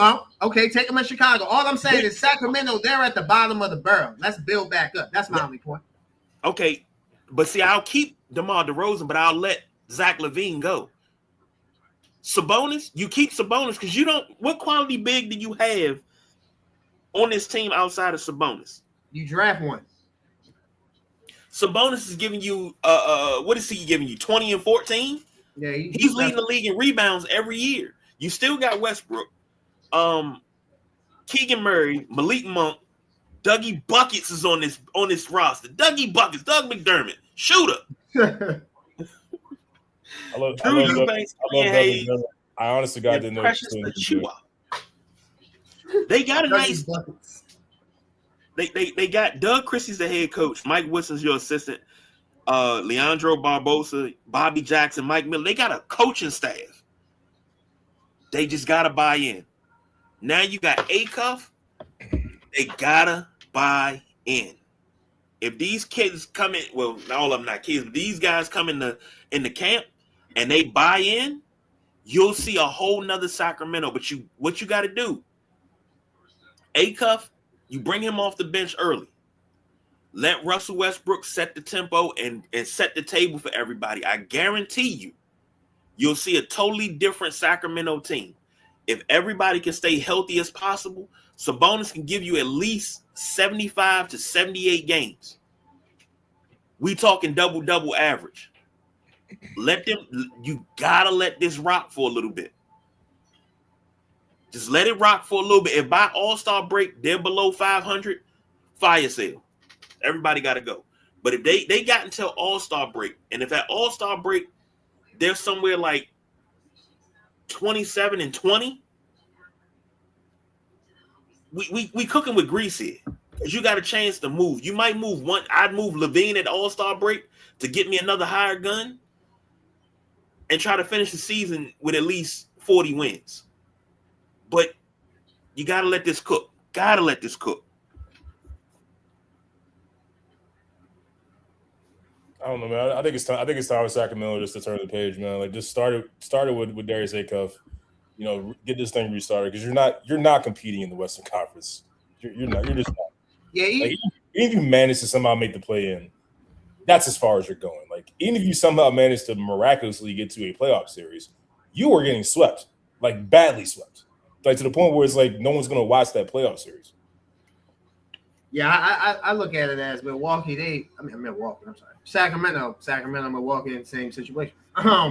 It's just rebuild. Let's just rebuild. I get your point. If everybody can stay healthy, but you know, in Sacramento, the luck, everybody won't stay healthy. You just know some organizations, John, to tell you about the Cleveland organizations in football, basketball, etc. Some organizations just are what they are. The 8th pick is in. The Atlanta Hawks select a Day Mara. That's enough. No. Kingston Fleming. I'm sorry. I looked at the wrong thing. Kingston Fleming. I am so sorry. I apologize. Kingston Fleming, the Atlanta Hawks select. Wow. What y'all think about that move? That's what I was getting ready to ask. What y'all think? Makes sense. I mean, he's kind of more of a point guard, 2 guard, you know, kind of combo guard there. They signed back CJ McCollum to be that veteran leader in that backcourt, but the future is Dyson Daniels with Flemings now, and then Jalen Johnson. So I do like the pick. I think it fits well. I don't know if Kingston Flemings will be starting, but I feel like he'll be a good bench piece right away. For me, I'm looking at the Hawks roster, right? If you look at the Hawks roster, they really got small guards. Obviously, you got CJ McCollum. You got Fleming now. Fleming is 5'8", 5'9". But these guys can defend. Like Dyson Daniels, Jalen Johnson, and now Fleming's. And Fleming's is 6'2.5", by the way. Well, he's listed. Oh, he's 6'2". I thought he looked smaller than that. Yeah, he's listed at 6'2". So you got CJ McCollum and you got Fleming. Now you got some defenders like John mentioned, Nikhil Alexander-Walker, Dyson Daniels. They just traded for Aaron Wiggins. I like that move. Let's see what they do with Jonathan Kuminga. I think Zachary Ricochet. I think his days are numbered. So I like the move. I like the move. The Hawks. If I was the Hawks, I would have took Myra, the center from Michigan. That's who I would have took. I felt like he fit a need. The reason why I felt like he fit a need is because if you watch them against the Knicks, they were super small inside, and they have done nothing to address. Obviously, free agency has to start, so let's give them an opportunity to address that. But they still going with Okongwu and their backup center Jack Landale. I'm good on that. Where's Clint Capella? Is he not with Atlanta? He with the Hawks. He with the Rockets. I'm sorry, he is with the Rockets. I thought so. Okay. So let me ask a question. Yes, sir. You were talking about damn, I lost my train of thought. I'm trying to remember what you said that I wanted to ask you about. Damn it, I lost my train of thought. Oh, you Ricochet. Would y'all consider him a bust? Can he be labeled a bust? Sure. Yeah and no. I could see why John say that. The reason why I'm saying no, how the hell can I call you a bust if you don't play? It's like I don't know what you can do and you can't do. Well, we didn't know what Anthony Bennett could do or can't do. He's a bust. And we had a nice sample size of Ricochet when he was out there on the floor. Like we saw some flashes. Okay, like he's okay, but I never saw a franchise player. And when you see number one pick, I'm thinking, okay, you're changing the franchise. Oh well, okay, well, I didn't see any of it. And now I'm questioning how many days he's got left in the NBA, not just with the Hawks in the league. Hey. That's where I am with him. Someone will take a chance on him and build him back up, build his confidence back up. I believe that. I think he can play. If you want to label him a bust, that's fine. Because you make a great point. We really didn't see Anthony Bennett play, and he was labeled a bust, so I'll give you that. But I think the talent that the Hawks got, it was just wrong spot, wrong time for him. Jalen Johnson emerged. They went out and signed Nikhil Alexander-Walker. They traded for CJ McCollum. So these are guys that he was supposed to be the number one pick. Now these guys, quote unquote, came in and took the shine from him, quote unquote. So I just thought some of this is bad situation, bad timing. I still think he can play if we're under the right team, right situation. If the Hawks had drafted Sarr instead of Ricochet, I think Atlanta we'd have a different story with Atlanta. Agreed. Because I think Sarr played very well early on in the Olympics before they benched him, and I was like, "Is this what Washington's getting?" Him and Koulibaly. I was like, "Oh, yeah." When they get together, yeah, this is gonna be good. We just ain't seen their full potential. Once we see their full potential, you're gonna see that Sarr should have been the number one pick. I think we'll start seeing them like kind of break that floor and take that next jump this upcoming season. Look for Alex Sarr to be like one of the most improved players in the league this upcoming season. We are on the 9th pick. The Dallas Mavericks is on the clock. The Dallas Mavericks have a new coach. His name is Dusty May. So my question to you is, two questions. Do you think he selects a Michigan Wolverine? And the second question is, if not a Michigan Wolverine, who do you think they select? I can't see them not picking Mara here. I think you're younger, you're getting young as a team. Obviously, Dusty May just came from Michigan, won a national championship with Mara. I think it makes perfect sense they draft him here. Well, the pick is in. Look who it is. Gentlemen, what's going on, nephew? The pick is in. Commissioner's walking to the stage as we speak. Yeah, okay. And he picked the Wolverine. Oh, he did pick the Wolverine. What's happening? The Dallas Mavericks select at number 9. They select Montez Johnson Jr. Not the Wolverine I thought, but he did pick a Wolverine. They did pick a Wolverine. I definitely thought it was going to be Mara. There's no surprise here, though, that no surprise. Hey, Trey, this is Trey. If the Golden State Warriors, number 10, we have Milwaukee. I'm sorry, Milwaukee's at Milwaukee. Number 11, I think we can see our first trade. If Golden State does not make that pick, they are trading their pick. But look, the Demarius Johnson Jr. pick makes sense. Makes sense. I mean, I'll say this. It makes sense for a team that is always a team that still needs help on on the front court. So I mean,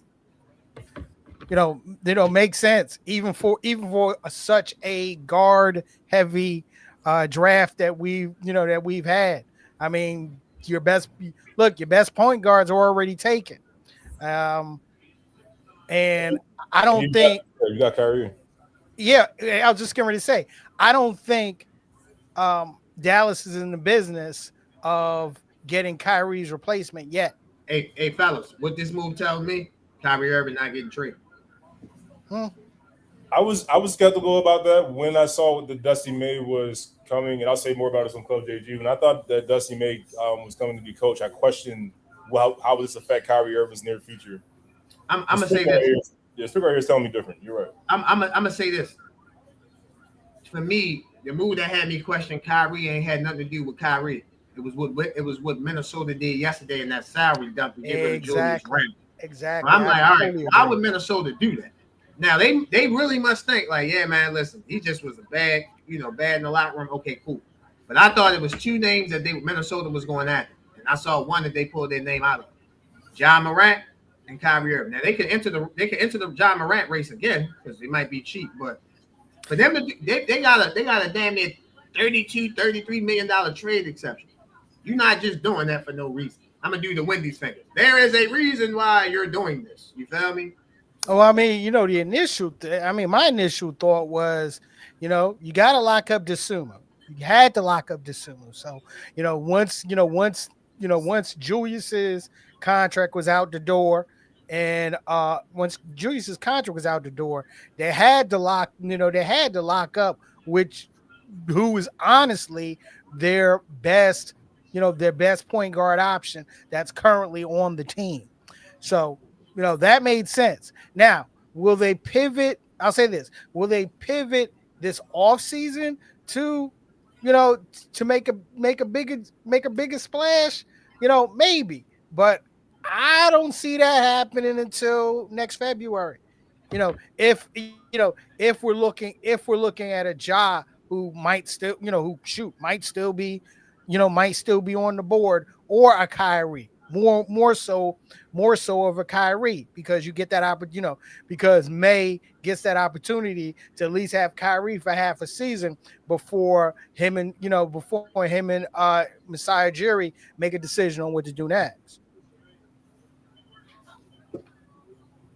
Yeah, I heard the news of the rumor of Kyrie going to Minnesota, him and Ant-Man together, which could be devastating. Like, it's like pick your poison. And I'm a Kyrie fan. I'm you got talent in Dallas, but Dallas is still at least 3 years away from a playoff berth. They got a ways to go. And Kyrie at this point in the season doesn't have time to wait. So I think you moving sooner than later, just on what I've seen. Now, draft pick tells me that he'll stay longer than maybe I initially thought. But like you said, KG, I'm not sure that we're ready to put Dallas in the Western Conference playoffs just yet. The talented got a young quarter building, obviously led by Cooper Flag, who I think is going to be a perennial superstar in this league for years to come. I just don't know if Kyrie has time to wait around to start being a contender in Dallas. Exactly. No, I think Kyrie will get traded. I just don't think he'll get traded this. I think he'll be on the Mavericks this season, and then next season he comes back to play. I think they'll get the best bang for that buck. Because Masai Ujiri, one thing about him, he's not going to wait too long to make a deal. The Bucks at number 10. The pick is in. Where y'all think the Bucks should go? I'm looking at Barry's is still there. Braden Barry's from Arizona is still there. Who else? Let me look at my board. You got Nathan Mint is there. Dave Marr is there, sent out of Michigan. So I would look at Marr, Barry's, or Nathan Mint. Those would be my three guys I look at. Yeah, I'm kinda leaning towards Ament. I'm kind of leaning towards towards Ament. I mean, because I'll say this. I mean, with the haul they got back from Miami, this would be a perfect spot for a kid like Ament. Yeah, well, Braden Burris, his age, we know who his agent is. You know who? I think I'm with you, C. Perry. I think Nate Ament would be the perfect pick for them. Milwaukee, especially after the Giannis trade, one of the team needs that was listed was perimeter defense. Mm-hmm. Nate Ament instantly provides that. He's good on offense, but he also provides good perimeter defense. I think if Milwaukee could end the night with Burris and Nate Ament, I think that would be a great night for Milwaukee. Because I was going to say don't they have who has a 13th pick? They have the 13th pick. Yeah. Yeah, so they can get Nate Ament at 13. They can get Burris now, or they can get Nate Ament now and get Burris at 13. Okay, the pick is. So I don't think Burris is going to make it to them if he doesn't get taken now. He just got taken now. So Milwaukee Bucks number 10 select Braden Burris. Yep. Guard out of freshman guard out of University of Arizona. Excellent pick. I love it. Yeah, great pick. Not bad.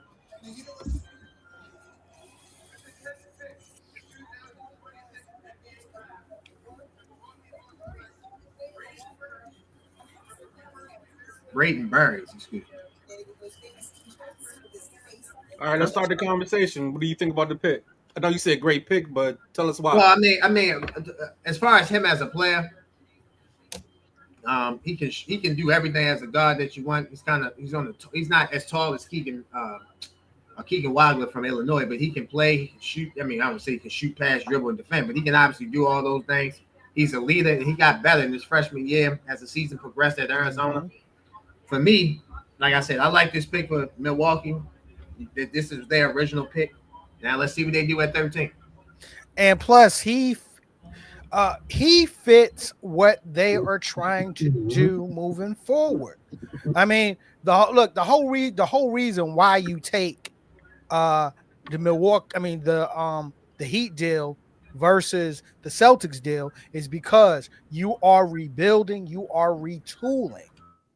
Man, so a player, a backcourt player like Barrios to go with what they got from Miami, makes perfect sense for a team that's in rebuild mode.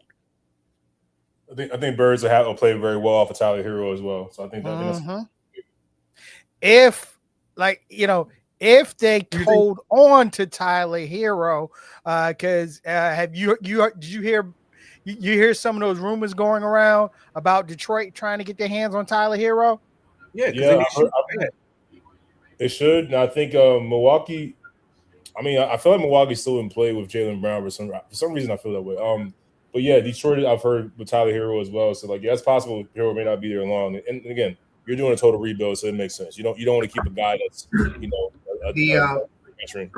the Golden State Warriors are on the clock at number 11, and they are taking calls on this pick. All right. So I think this will be our first trade of the night. Okay, so nephew, if the Warriors are taking calls on this pick, what do you think they're looking for? What do you think they're looking for? I think it's been rumored all day. They like Trey Murphy. So if they trade this pick, it would be for Trey. I'm assuming it would be for Trey Murphy. A lot of teams out there, are high on Trey Murray, and there are contenders that are looking to try to get their hands on him. I mean, his name. Look, his name was mentioned. Was mentioned around Boston as a pivot move. So a lot of teams are sniffing his way. I'm gonna be honest. We really haven't had any surprises other than Montrezl Johnson Jr. getting drafted by the Dallas Mavericks. It really hasn't been any surprises so far. And that really wasn't that big of a surprise. Yeah, because of the head coach connection in Michigan. You're 100% right. And then also we had the piece correct. We had a big going to Dallas We just had the wrong big, depending on who it was that you asked. Because I thought it was Mara. I know somebody else had Luxembourg. So, yeah. Because I thought Morez was going to be around for 12, 13. Yeah, now so look like it's going to be Mara that's going to be around for 12, 13. So Right. Yeah, that would definitely be crazy if he dropped down late, out of the lottery. No, I think we were picked on the fringe. I think somebody might move up for him. Waiting. I'm refreshing Twitter to see what's up with the Warriors. And any word? Yeah, any word of anyone sniffing? They trying to trade the pick. It takes two to tangle. So. Yeah, that's true. Yes. Shoot, there was an outside rumor a minute ago about the Wizards giving them AD for Butler in the pick because Butler's not going to be available until mid-season at the earliest.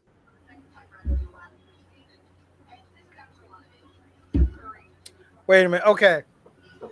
So, Midnight Rider, remember what our running joke about the Golden State Warriors was for most of the season? Yeah, remind me, dog. It was about them being a great geriatric story, but they are still old, and as long as they have what is around them, they will always be old. Now, you go after Anthony Davis, and Anthony Davis would be the youngest of the perennial all-stars that they have brought to that team. But don't you think body and knees wise, that still makes them old? Am I crazy to think that? No, you're not crazy to think that, but I'm thinking from a standpoint of, you're not going to have Jimmy. You're not going to draft a young kid because the young kid got developed. No. Okay, who's the oldest cat left on the board? Talk to me. Tell me. I think is that Lindenberg? Yeah, Luxembourg. That's who they gonna watch. That's who they gonna pick. Okay. I think they need Mara. They need rim protection. They need a young big that can help them because they have no rim protection at all. You can't keep playing Draymond Green at center and expect to be a good defensive team on the interior. Hey, look, as Hall of Fame defensively as he's been, you gotta get taller and you gotta get younger. But look, if they're not trying to mess with the average age on that team, you pick Lindenberg, okay? Golden State Warriors pick is in. It's waiting for Adam Silver to come out and announce. You guys are probably ahead of me. It's at the bottom of the screen. On the bottom of the screen, the pick is in.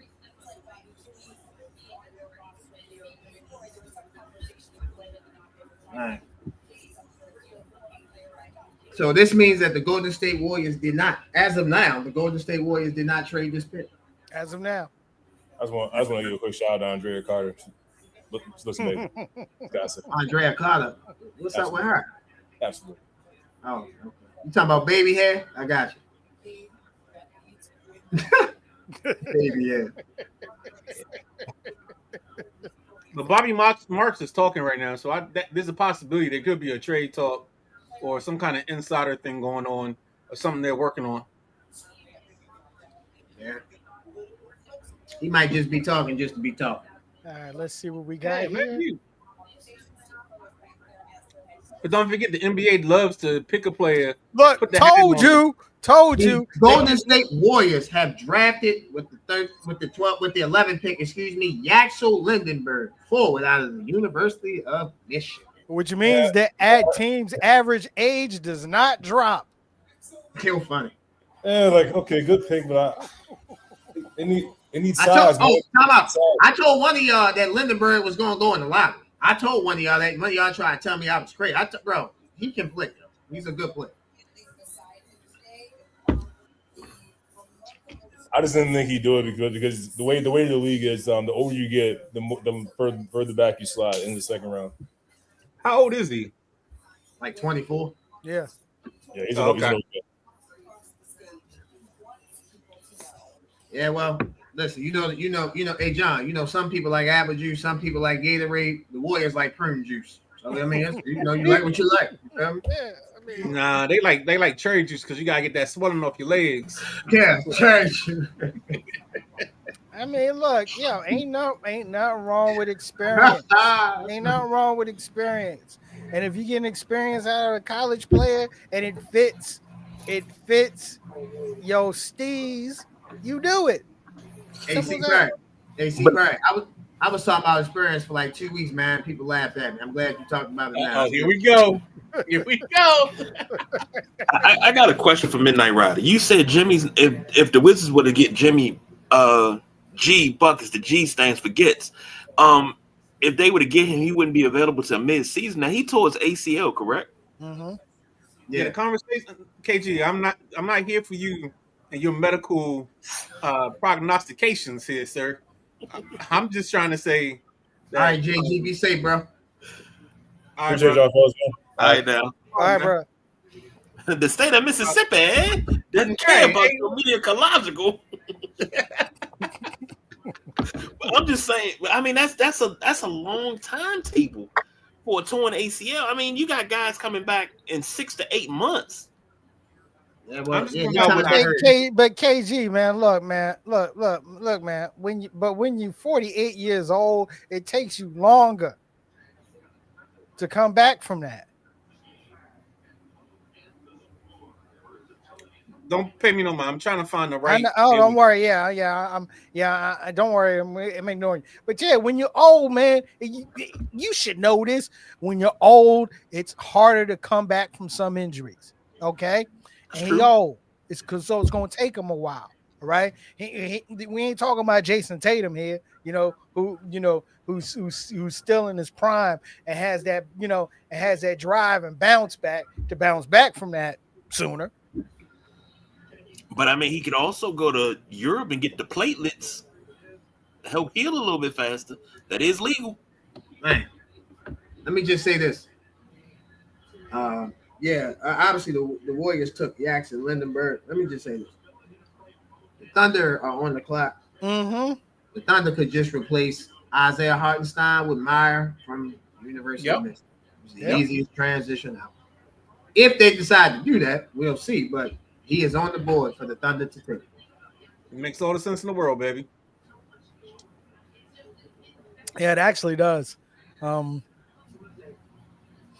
Because I mean, if the Thunder should put their focus on anything in this draft, it should be bigs.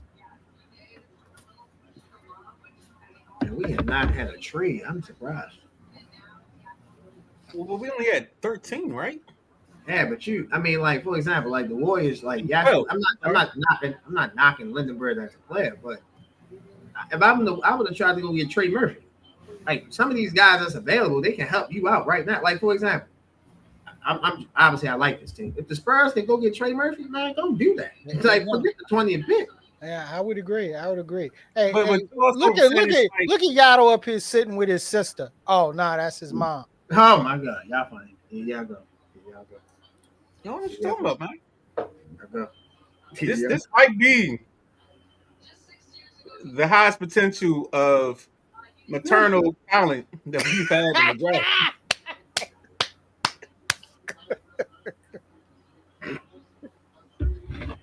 I have nothing to say to that on air. No. We're not asking you to join into this because I'm single, so we good. I can have this fun and enjoy all this. Enjoy the fun. Enjoy the fun.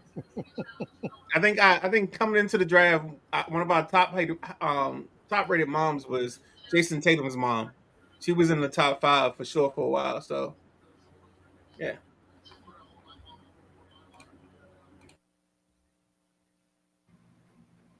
Luka's mom has to be up there too. Don't forget Luka's mom. Okay. I mean, we're not discount anybody. We're not trying to rank anybody. We're not trying to say anything. Yeah. Appreciation. There are trust me. There is appreciation. there are other content creators that turn that into content, funny content at that. We're not that. Oh, We're not that type of content creators. right. You talking about my boy with the smash? Yes. Yes. Yeah.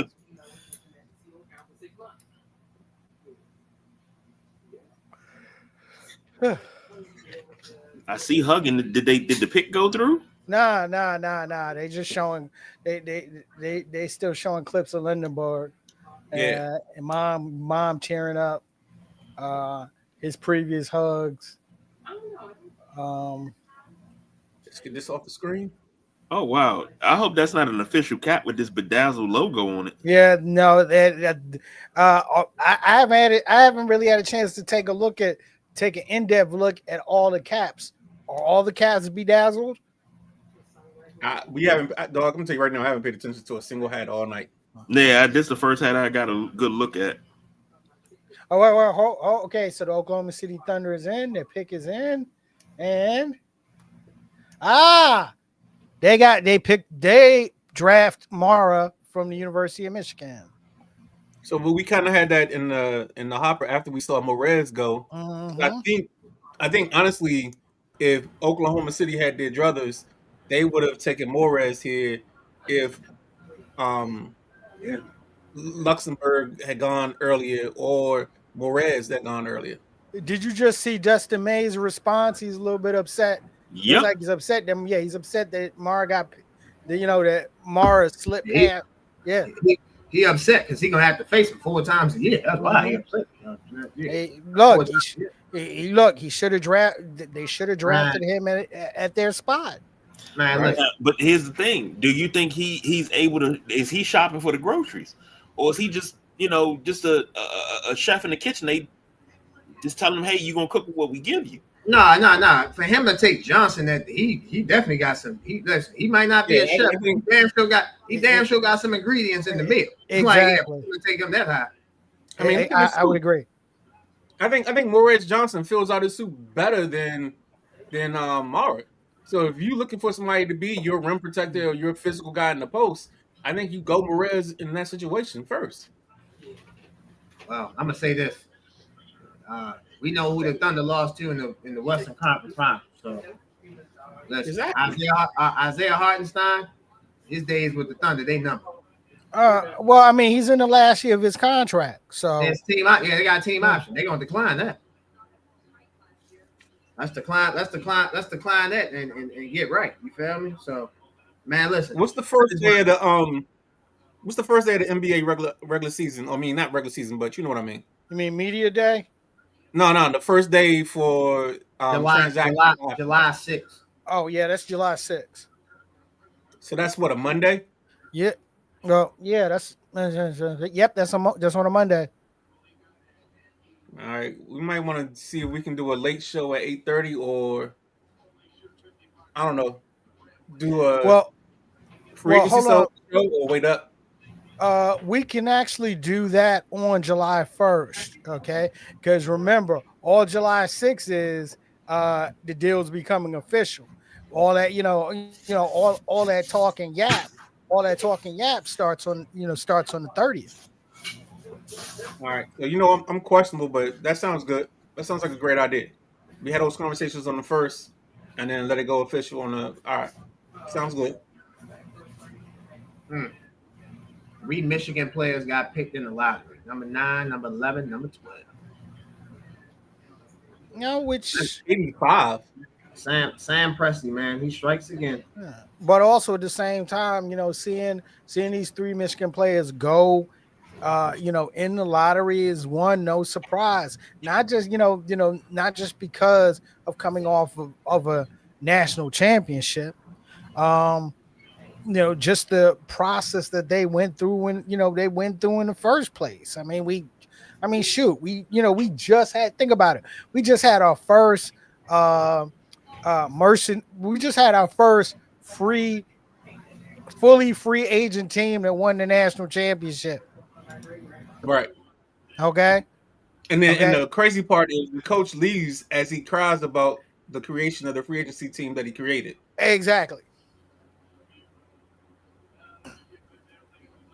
That's the crazy part. Yeah, Is he but goes on TV and acts like he's a victim when he benefited the most from what he just created. I mean, he realized, shoot, I don't have time to chill. I can't even celebrate this thing because now you look, because now, now I got to work out contracts and stuff. Shoot, I might as well be in the NBA. Yeah, it's easier to coach in the NBA than it is college right now. You have to re-recruit your players every year. In the NBA, you don't have to do that. For example, Every day. Well, I'm gonna say every year because you could transfer, but ain't 12 guys ain't gonna. Well, basketball team, 15 guys ain't gonna transfer you in the day. Somebody gonna want the ball, somebody gonna get the shot. So that's why I say that every year. But I get your point about the day. But it's easier to coach in the NBA. Think about it like this: the Milwaukee Bucks coach, his name is Taylor Jenkins. You ain't hear him say nothing about Giannis. Ain't nothing for him to say. Mm-hmm. Let the people that run that. He coached the team. Whereas though in college, Dusty May gonna be the general. I know they hire a general manager. No, the head coach is the general manager and the head coach. In the NBA, you just coach. Yep.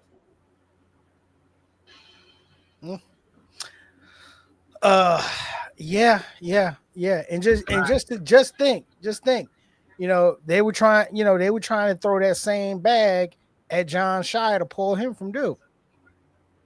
Yeah, he would have left. He would have left if he won the national championship. He can't leave because he won the national championship. If he won if he would have won one championship, his ass would have left because we all know what he think of Cooper Flag. That man had confidence looking like he couldn't play because he loved Cooper Flag that damn much. So he would have definitely took that job for sure. And they had Kyrie there too. Oh Lord, yeah, hell yeah, he took that. He just ain't win. Dusty May won, so it made it easier for him to take that job. Well, Jason Williams said you don't leave Duke if you don't win at Duke, and the only way you win at Duke is by winning the whole thing. Yep, you got to win. That's the truth. I put it like this: let's say this ain't gonna happen. Let's say John Shire won the championship this upcoming season. I'm not saying that's not gonna happen. I'm saying Mitch Johnson getting fired. Let's say John Shire won the championship this upcoming season for Duke, and then the Spurs fired Mitch Johnson. You damn right. If John Shire wanted that Spurs job, he would take that damn job. He won the national championship already. There's nothing else to prove. The days of you winning 3, 4, 5 national championships as a coach, other than Dan Hurley, they gone.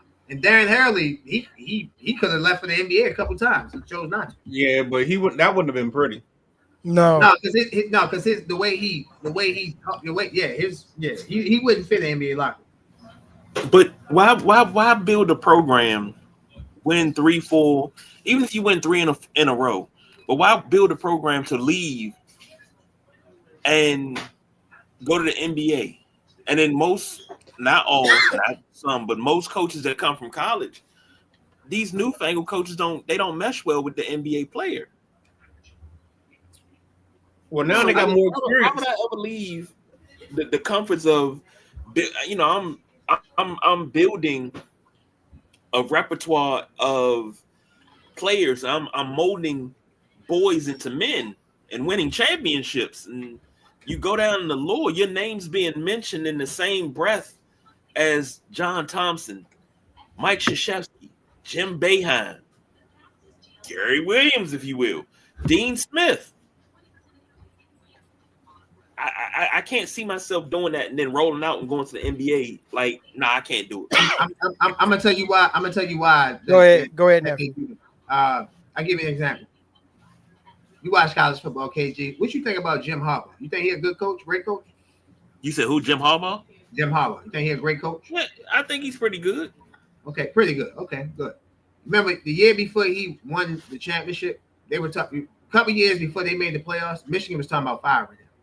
That's my point. Like, listen, KG, I get your point. Like, the romanticize about like, you can be this and you can be that, this and that. I respect that and I give you that. But let me give you a key point. And I know that you can't disagree with me, and none of the other two people on the show can't disagree with me about this either. Sports is very, very simple. What have you done for me lately? When you don't win, you suck. I seen Jalen Hurts win the Super Bowl 2 seasons ago. I heard people this offseason tell me he playing for his job this year. The man just won the Super Bowl like damn near close to 720 days ago. Now all of a sudden he playing for his job. Sports is about what have you done for me lately. The first year that they won the national championship at Michigan with Dusty May.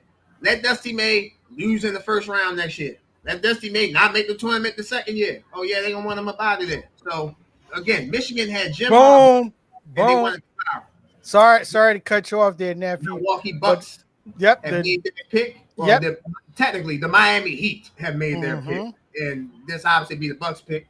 And the Bucks, I think the Bucks have won tonight. They draft forward Nate Ament from the University of Tennessee. Yep. Excellent pickup. This is a foundational piece, and one of the building blocks for this Bucks team. Going forward. Taylor Jenkins is going to be able to do a lot with this kid for real. Fellas, what's up with Mason? What's up with Miles Turner? What Milwaukee doing with him? They gonna trade him or what? I expect Miles Turner to be out the door. Where, I'm not sure. I've heard words of interest from the Raptors. All right, but I expect him to be out the door. No, his timeline doesn't fit this team's timeline anymore. Okay. Yeah, and you never know by the time July 6th rolls around, this 2-team deal might be a 4-team deal. This 2-team deal might be a 6-team deal that's going to involve other players from that team moving someplace else. And also, and nephew, back to you and KJ. Okay, what you eloquently wax poetically about. Thank you. Wax poetically about, and it was beautiful. Trust me, because all those names were great names that you mentioned.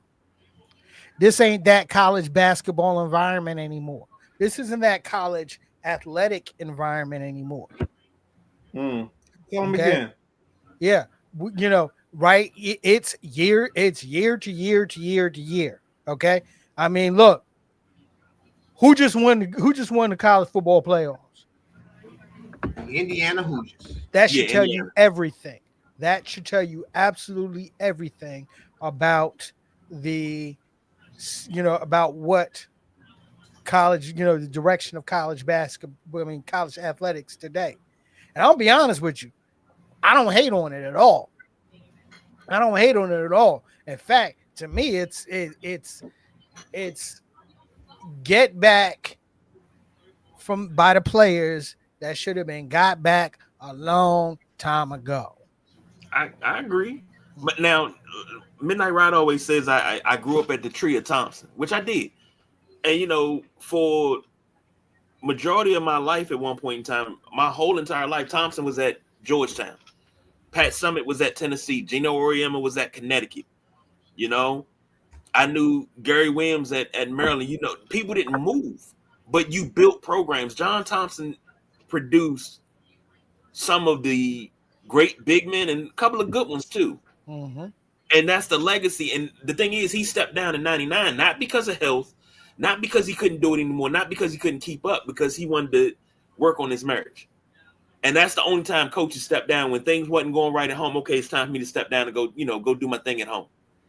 But that year to year, I think that's the thing that kills me, because so many one and done guys, like Calipari can go in, one and done guy.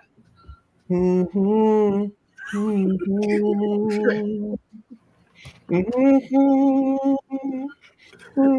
it. I love you. Listen, it's a new day, man. It's a new day. It's a new wave. You found me? So I've never been a fan of the one and done. You're not wrong. You're not listen, think about it. Like what we see with Andy, Belichick in New England, you're not gonna see that no more. Like these coaches, man, in and out. So that's just how it is. That's the way of the world. Let me say it like this. I can give it to you in all aspects. This is 2026. In 2000, if I would have known you guys, I'd be like, you know what? in the year 2026, Donald Trump gonna be the president. Inside the NBA gonna be on ESPN, TNT. You can never TNT ain't no NBA on TNT no more. There'll be a 12 team college football playoff. They're trying to move to 16. The NCAA tournament, they moved it from 68 teams to what, 70 some, 80 some teams now.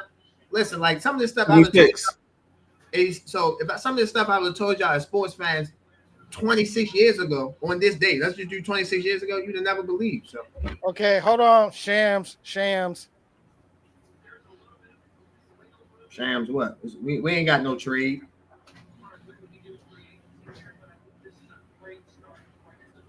Well, I got to jump, gentlemen. I got an early day in the morning, so let me jump out of here. It was a pleasure being here. Thank you. I will be watching from the shadows and commenting, so enjoy yourselves. Okay. You didn't even say that confidently. No, no. There's more like the Bill Murray joint in Space Jam. He was like, huh? "Go Bulls!" Yeah, it's not no confidence right now. What's that? That when you get the high pitch, like "Go Bulls." Yeah, that's how it is right now. Hey, midnight. Yo, go Bulls.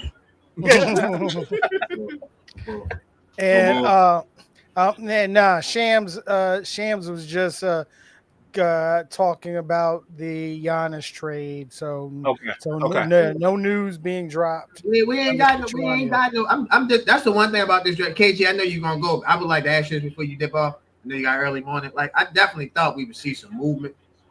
Like I am disappointed that there has not been any movement so far. You got movement now. They just had We Have a Trade banner up. They coming out to announce it. Yeah, sure. Yep, just came up.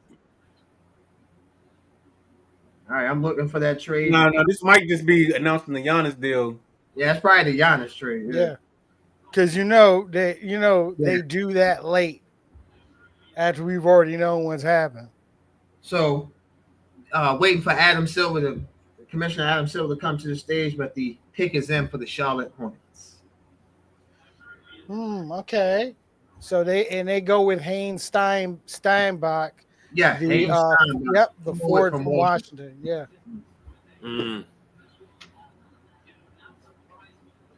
Okay. He can shoot the three.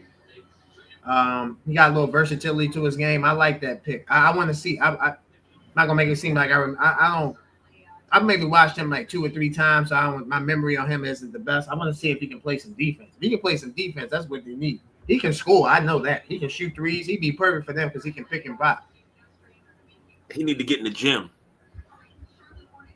He lanky. He looking at his arms. He gonna have to get in the gym. Okay. But let me get out of here, fellas. Y'all have a good one. Yes, sir. No, but I mean, this is a decent pick. I'll say this. This is a decent pick for the Hornets. I didn't realize he was a Division I rebounding leader, which look, anybody that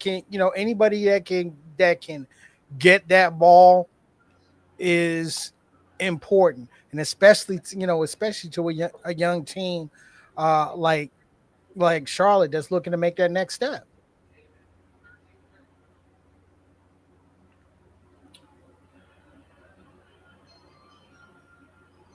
Till we have a trade.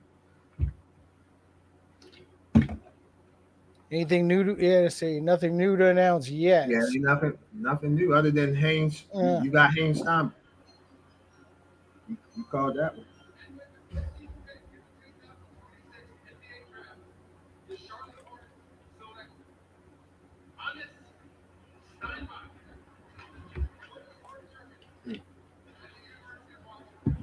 Interesting. And interesting is for his father.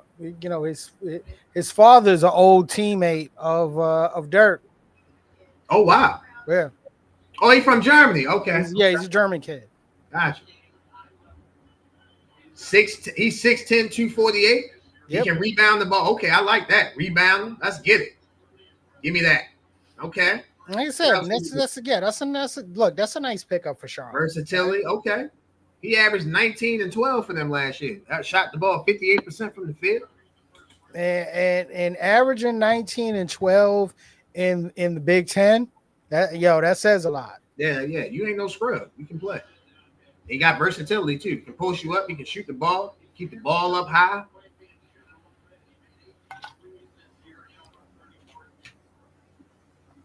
And we're gonna have yet another German basketball player that's gonna be trading jerseys with other German basketball players in the league next year.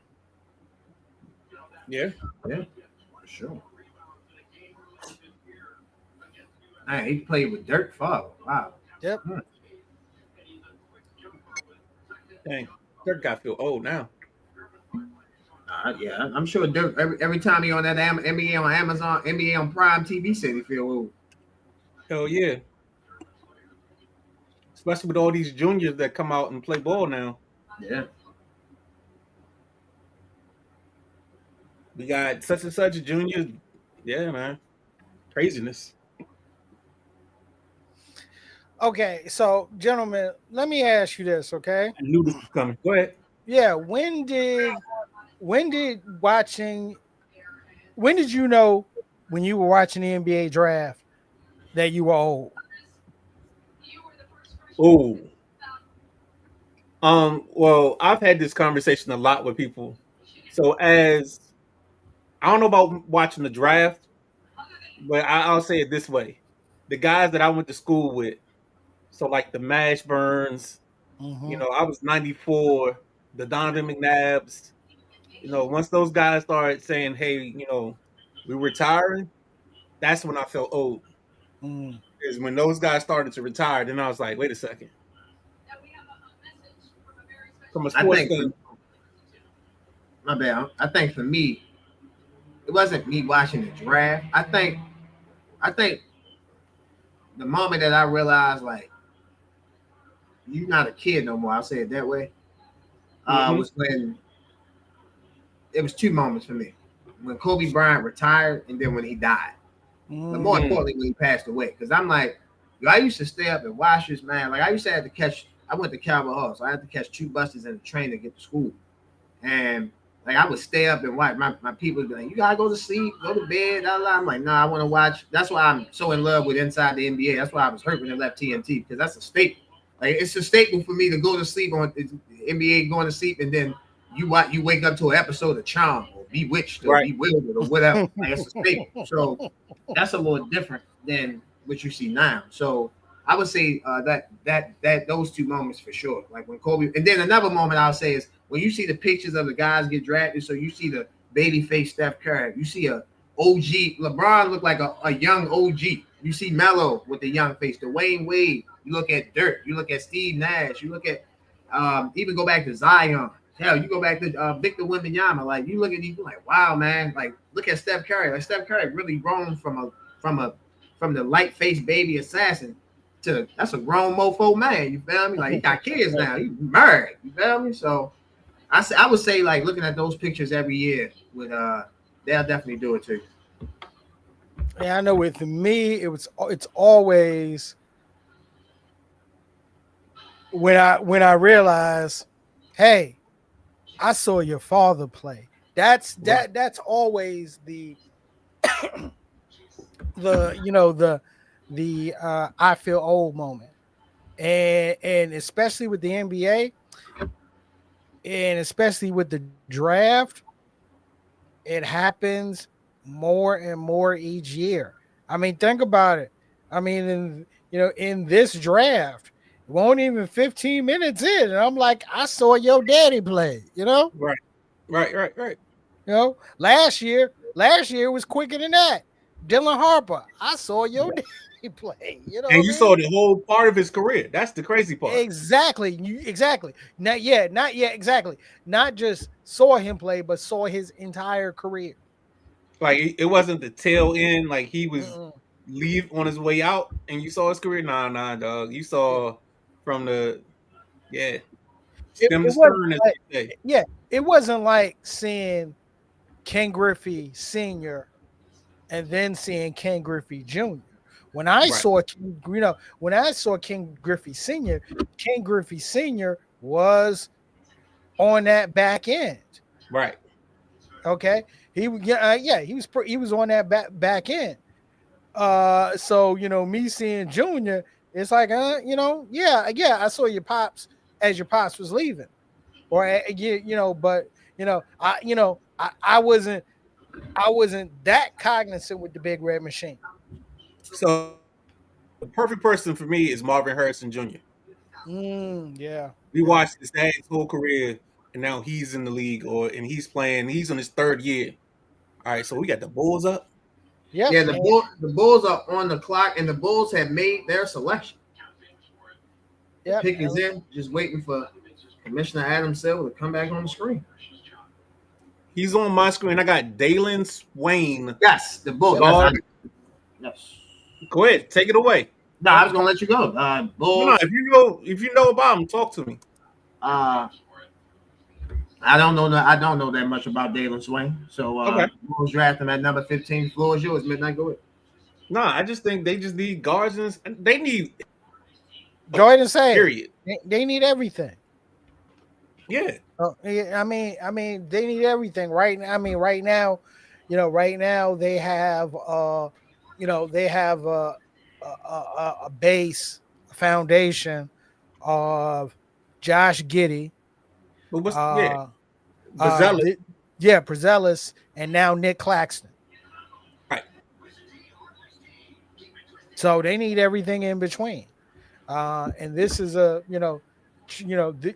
is a player that new coach, Thiago Splitter will be able to get some use out of. So he's 6'7". He's a guard forward, 6'7", 211 pounds. He shot 34% from the 3-point line last season at Texas. Shot 81% from the free throw line. He averaged 17 points. So he's been in college 3 years. He averaged 4 the first year, 11 the second year, 17 the third year. So this looks like a guy that's gonna be an athlete. He can kind of get to what he wants in his shots. He's going to be defensive. I think it helps that team, but they end up having kind of a big, because isn't Giddey like 6'5" or 6'6" as well? Giddey's a big guard. And then Brazilis ain't a small dude either. So maybe they trying to go with the athletic out front guys, and they can figure it out on the back end of this defense. Because you got Claxton, so you got athletes, but I don't know if you have the best shooting in this scenario. He was second team All SEC, 17 points a game, 7.5 rebounds a game. So the kid can ball. Question is, like, where does he go? Where does he fit in the offense? How do they make this work? And also paying attention to the style of offense that their new coach is going to bring in. Right. Thiago Splitter for sure. Yep. There'll be a lot of motion offense, spraying the ball to the corner, stuff like that. It won't be the ball won't stick to a certain player, but for so long. He comes from the San Antonio, he came from the Spurs. Good, great popular system of ball and body movement. So I think that's what Thiago did. You saw that with Portland this season for them to make the playoffs. And speaking of the Portland Trailblazers, and I think I'm going to save the majority. They hired Mike Inori today. To a 1-year deal and then some team options. I ain't never seen no bullshit like that ever. Okay. I don't want to rant. I don't want to rant about that today. I'm going to save that for tomorrow's show. Okay. We got a show tomorrow. Yeah, tomorrow. Yeah, look. This was just the takeover, baby. We still got our regular slot, but yeah, I'm gonna save that rant. Okay. For tomorrow. I didn't feel like going full KG. Oh, don't tell me. All right, never mind. I'm sorry. What? No. This is something different. Go ahead, keep on. Yeah, I don't want to go full KG on that. I'll just say this. I'll say this. As a coaching hire, it's an excellent hire. Mike Nori is He's an been assistant for 30 years. exactly. He's been an incredible assistant coach. Yeah. And he's a coach that's deserved his shot at being a head coach. Shoot, he was a finalist for the Knicks job last year. But the deal that they signed him to, yeah, that's pretty much gonna be my rant and what I definitely have a problem with as it relates to that deal. So I'm gonna save that. Okay, I'm gonna say I won't be totally negative here. Midnight. We've been 2 hours. We went 2 hours and 3 minutes into the show before we heard a New York Knicks reference. Oh my God, this is amazing. Still, the guy he just hasn't came down from that championship high yet. It just hasn't. Nah.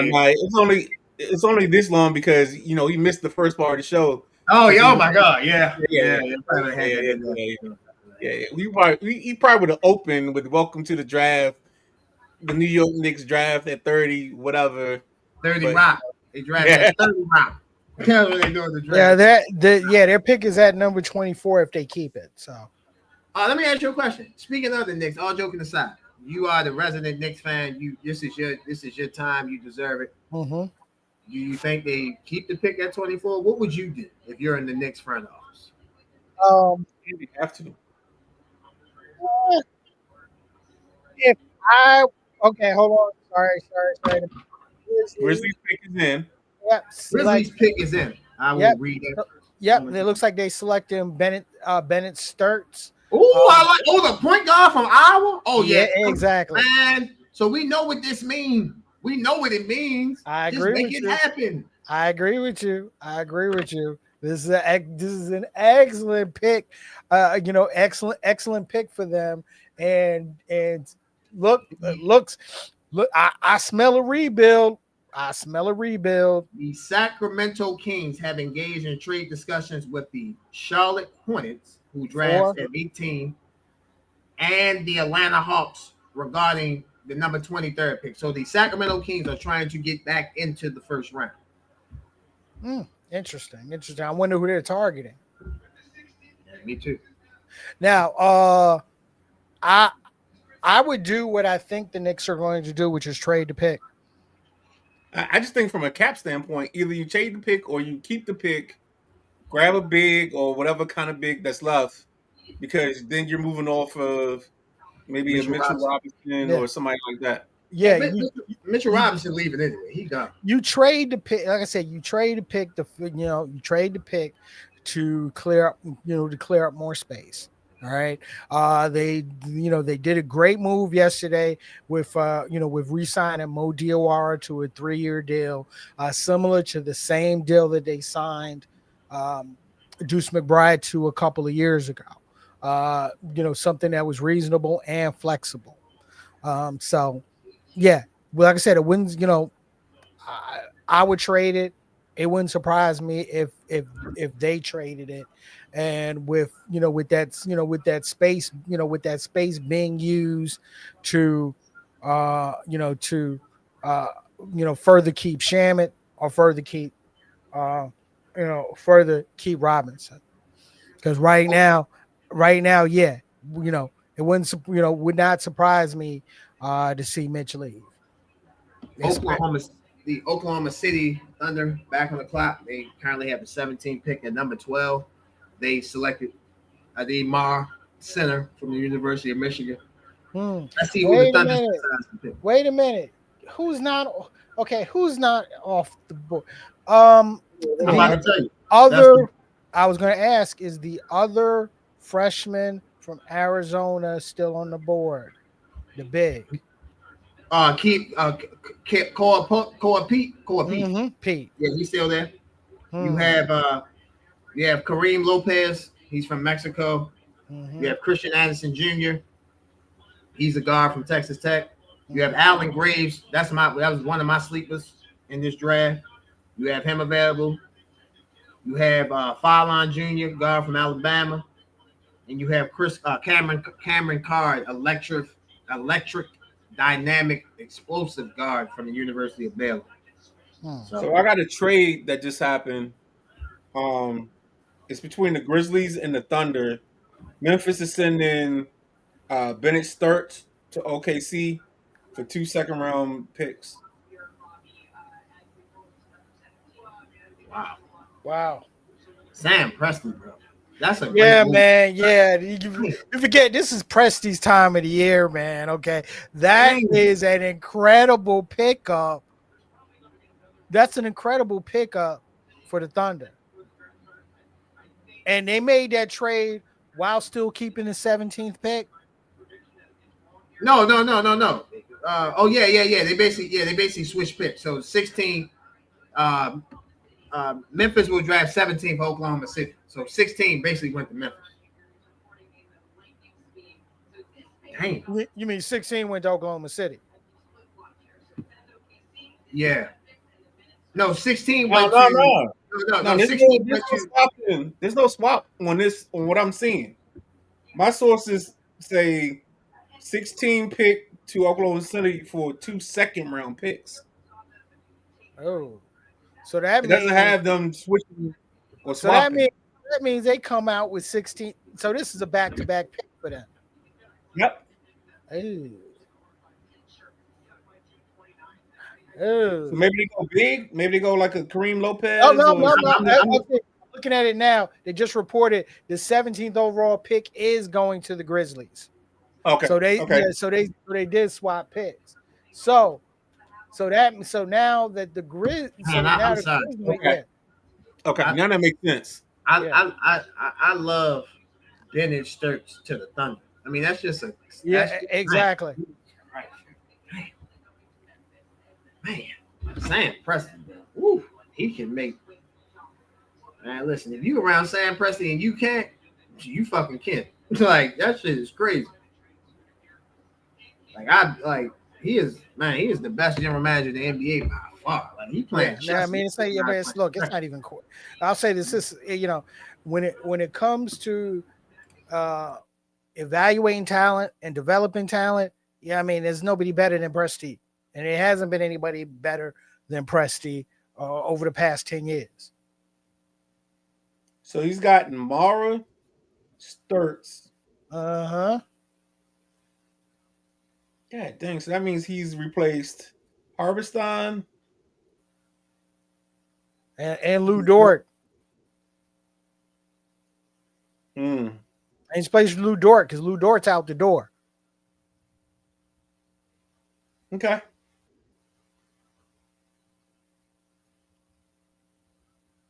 So we're gonna make this gonna be 11 o'clock night too. Yeah. So Memphis is okay. So according to ESPN, their biggest team needs is a combo guard and primary ball handler. In other words, sounds like replacement for right. Yeah, replacement for Ja.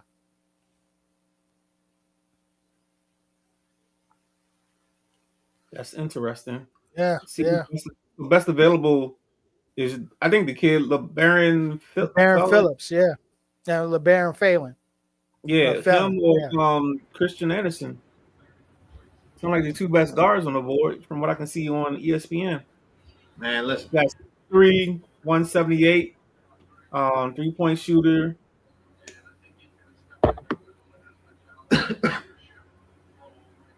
Ain't no trades on this draft. We got one trade, man. One trade. We deserve better as NBA fans. We should see Trey Murphy. Like, that's what we need. We need to see something like that. Like, that's what we need. Well, maybe that happens tomorrow. In the second round, we ain't even gonna be watching that. We'll be doing the show. Oh, we got another trade.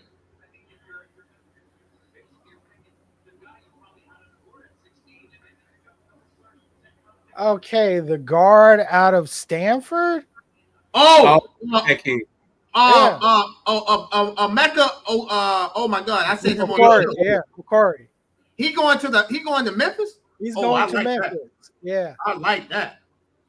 Man, let me tell you something. I watched him play. Man, listen, I never thought in fact, going back to something I told y'all, I never thought it happened 20 years ago. I never thought Stanford would be a part of the Atlantic Coast Conference. Let me repeat that again. I never thought they would be a part of the Atlantic Coast Conference. But since they are, I get to watch them play a lot.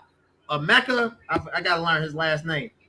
It's Abuka Akori. Abuka, yeah. I don't know why I keep calling him a Mecca. Because that's normally the name you hear from that. Yeah, I'm thinking about my man at Tampa Bay. Man, no, Memphis is trading the number 17 pick to Detroit. What? Yeah, so this he's going to Detroit. Hold on, wait. This kid can score. This kid can score. So let me just go over the trade details real quick. Memphis is trading the number 17 pick to Detroit, who they selected. My man from Stanford. This brother can score. I talked about him highly opinionated last week. Memphis moves back to number 21. Interesting. So this kid, the night I saw him, I think he was about 40. Of course. Man, listen, I watched him play against North Carolina. They beat North Carolina. North Carolina went on that West Coast trip. They lost to Cal and they lost to Stanford. Man, listen, he made first team all ACC. Go look at some of the guards that's in the ACC. It wasn't like he just made it by handstand. This brother can play. And I can't wait to watch him play in the summer league. I'm sorry, go ahead. No, his only issue is going to be his size. Yeah, his size. That's the only light. He's going to be a little light. So, yeah, it's going to take him a year or two. And this is the funny part. Like, when people talk about the Wizards and them signing Trae Young to that 4-year deal, well, you get him technically you get him for 3. You get yourself above the salary floor, which is a part of the program. And then the next person you have to pay, and you don't even have to pay him real money, is Bilal Coulibaly, because he's been hurt and he hasn't had a good enough season. So you're not going to max out Bilal Coulibaly. And if he even asks you to, you say it's been real. So you got another year. That takes you into 27 with him.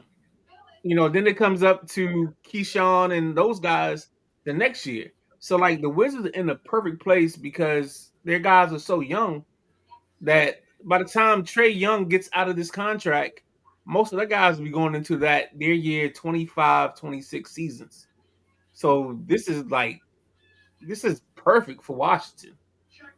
Like, even if he plays 4 years here and he doesn't do anything but be an albatross, guess what? That albatross doesn't kill you because you still haven't. You're just starting to pay your kids as he gets through it, and your first kid didn't even deserve a max. So you're living the high life. You're living the best life. Yeah, I was listening intently. I agree with that to an extent, but what I disagree with that is this: the Washington Wizards, they need some good juju. You don't need no mistakes. You're gonna make mistakes. No one can be perfect.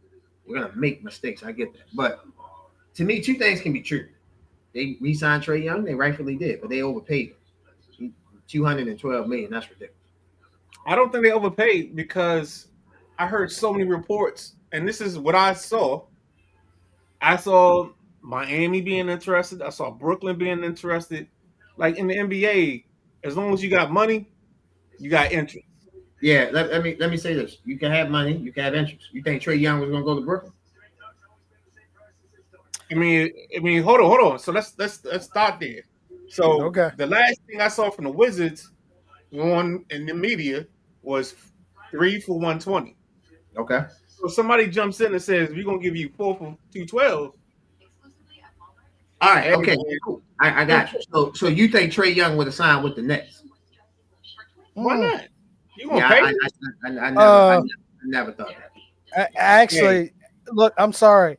Trae Young and Trae Young was traded to the Washington Wizards to be long term with the Washington Wizards. Him opting, even with him opting out of his contract to sign this new contract was already in the making. I don't, that don't mean that is right. I don't look. Washington has a good young core, okay, but they also need, but they also need butts in the seats to go along, with that new core. Trey Young, like I said, Trey Young is going to help, help with that. All right, um, and he's going to help them win more games. I'm not. I think y'all like misinterpreting what I'm saying. I'm not saying he can't do that. I know. I'm not paying him 4 years, 212 million. Yeah, y'all can try to justify that, validate that, try to make it sound good. That's cool. That's great. No disrespect. I ain't going for the BS. I'm not paying him 212 million. He's not worth that. When you are the Washington Wizards, I'm sorry. No, I got have to pay. You have to pay a Trey Young. No, you don't. Either. No, you don't. You can pay someone else that's worth that money. He's not worth that money. When the Wizards get good, let me put it like this: when the Wizards get where they trying to go, Trey Young not going to be on the roster. No. But at this point right now, you're gonna pay who you traded to get in, because right now this team is not gonna attract free agents until they start winning. You need your pick is in. Waiting for Adam Silver to come on and announce. Good pick. Since my guy C. Perry gave it out, the Charlotte Hornets have selected Christian Anderson, guard from Texas Tech University. Good pick. Go ahead, Midnight. You want to speak on? All I was gonna say is, when it comes to certain things, you gotta sometimes you gotta pay up just for the recognition of you doing the right things. Mm-hmm. By the way, so when I say this, I think of the Nationals paying Jason Worth 120, whatever he paid. They paid him for his time. They paid him they paid him to get respectability and to make themselves seem like they were serious about sports. And I think part of paying Trey Young was to make the league also believe they were a respectable program in this scenario. Yeah, but also, I think part of it was, we talk all we want, but just aren't really paying anybody right now. So, and they got this little thing called the salary cap floor. So you guys still get to the floor sometimes. So I think some of this isn't just, about his ability. It's about, making it work for them in the scenario that they are in. So I think some of it is, I think there's a little of both in this scenario. I'll say it that way. Yeah, I mean, again, I would have paid him. I just wouldn't have gave him that money. But I get the point. You got that. He's a quote unquote marquee player. So I got you. Sorry, just over here on X, and Skip Bayless stupid. He tweeted that the Oklahoma City Thunder drafted Mara, and then he went fully on caps to deal with the alien. Yeah, definitely. I mean, ain't nothing. Makes sense. Yeah, you gotta win your division. Skip was right on that. I mean, I wouldn't say solely for that. You get cost control because you don't have to pay Isaiah Hartenstein. So, very interesting to see where he goes.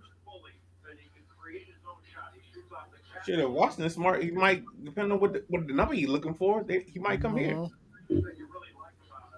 I would opt in if I would opt into the option and then trade him. That's what a lot of these cats do. That's why our free agency sucks now.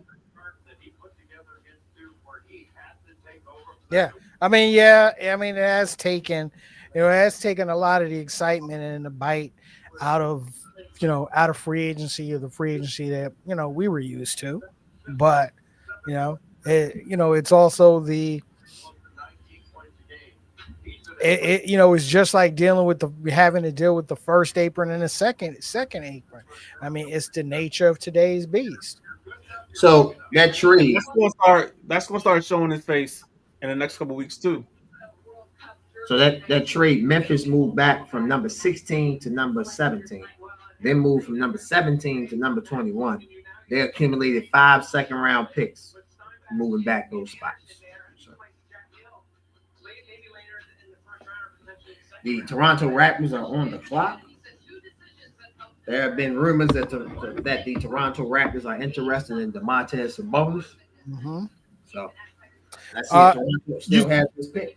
You saw the news about DeMar DeRozan, right? Yeah, he's gonna get cut. They'll trade him. So I said, man, Sacramento, man, they're in a tough situation. So they just got to rebuild. That's why I was telling KG earlier. Oh, I get KG. You got the veterans on there, but it's time to let them go. Exactly. Rebuild, build up. Yeah, I mean, when you see, when you see the program ain't working and you can only go so far, you got to learn. Some franchises have to learn when to cut bait. Yeah, man. Listen, people don't want to admit this in life, so I will. It's okay. I'll take the blame for it. Go ahead and take the blame, nephew. In life, this is vital. It's 2 words in life that people need to learn: ego and pivot. Ego, everyone has. Small, medium, large. You gotta learn how to find yourself in when you're around someone else in their ego. Cool. Pivot. You gotta learn how to people. You gotta learn how to get off of shit. That's the word pivot. Know when to hold them, know when to fold them.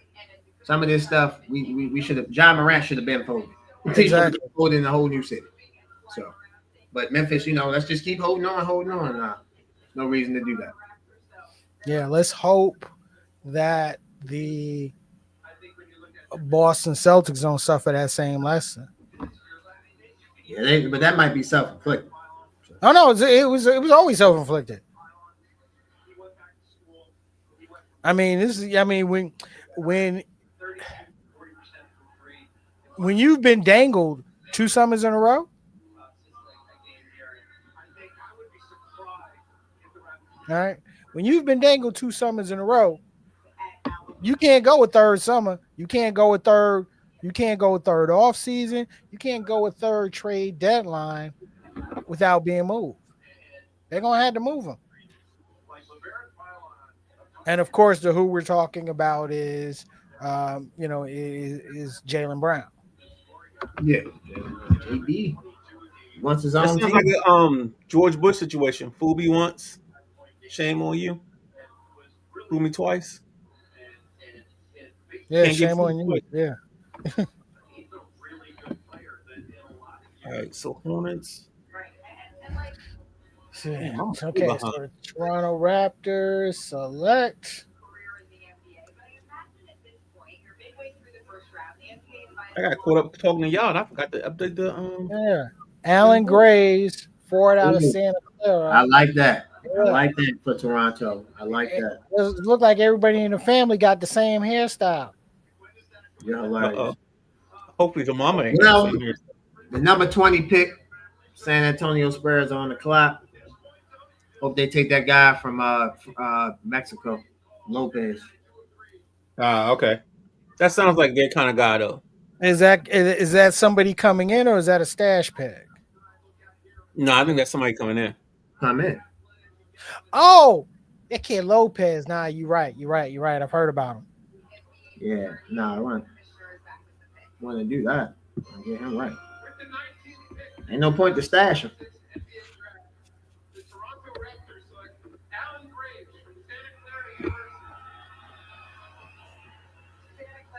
You ain't lying. The whole family got the same type of hairstyle. Yeah, same type of hair. Or look, the grade is definitely the same. Hold up. All right, so I got 19 with the Hawks. So did I miss a trade? 19 is not the Hawks, it's the Raptors. Yeah, 19 is the Raptors. All right, maybe I just wrote that down wrong because I was rushing to do this. Yeah, I mean, listen, I know it's early. I think the Bucks have won the. And they're not the only team. But I think the Bucks have won the draft. You get Burrs and you get a mint. You start over with not over with the Giannis. So I think they have won the draft so far. I mean, I'll be honest with you. To me, to me, I got to count the top 4 teams in the draft as winners. Memphis They ain't all no got all the options. And Memphis not a winner.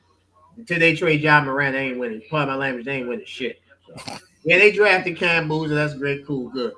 What the F are they doing with John Moran? That's the question. Once they trade him, they can be whatever you want them to be. They need to trade him first.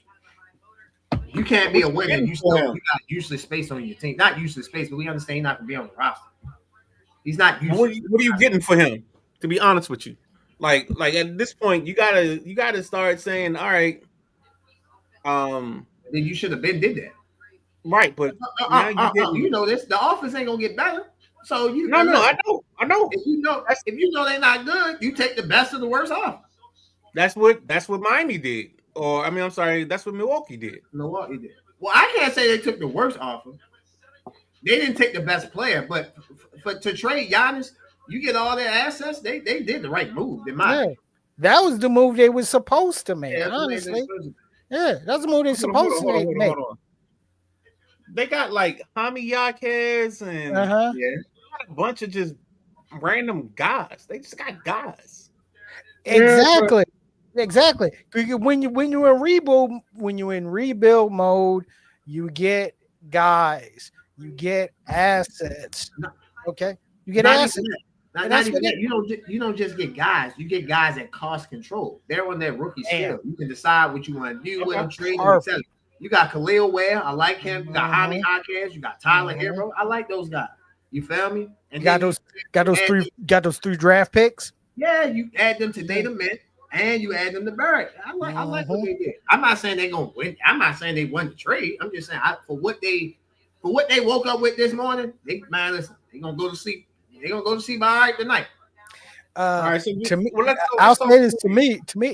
I'll say this, and trust me, we're gonna have more Giannis talk on tomorrow's episode. Hey Perry, let me cut you off real quick. Because the Spurs on the clock at 20. I just want to get Josh's thought before we move forward. Yeah. Do you have somebody that you're looking at? Lopez. I would like the Spurs to get Lopez. All right, cool.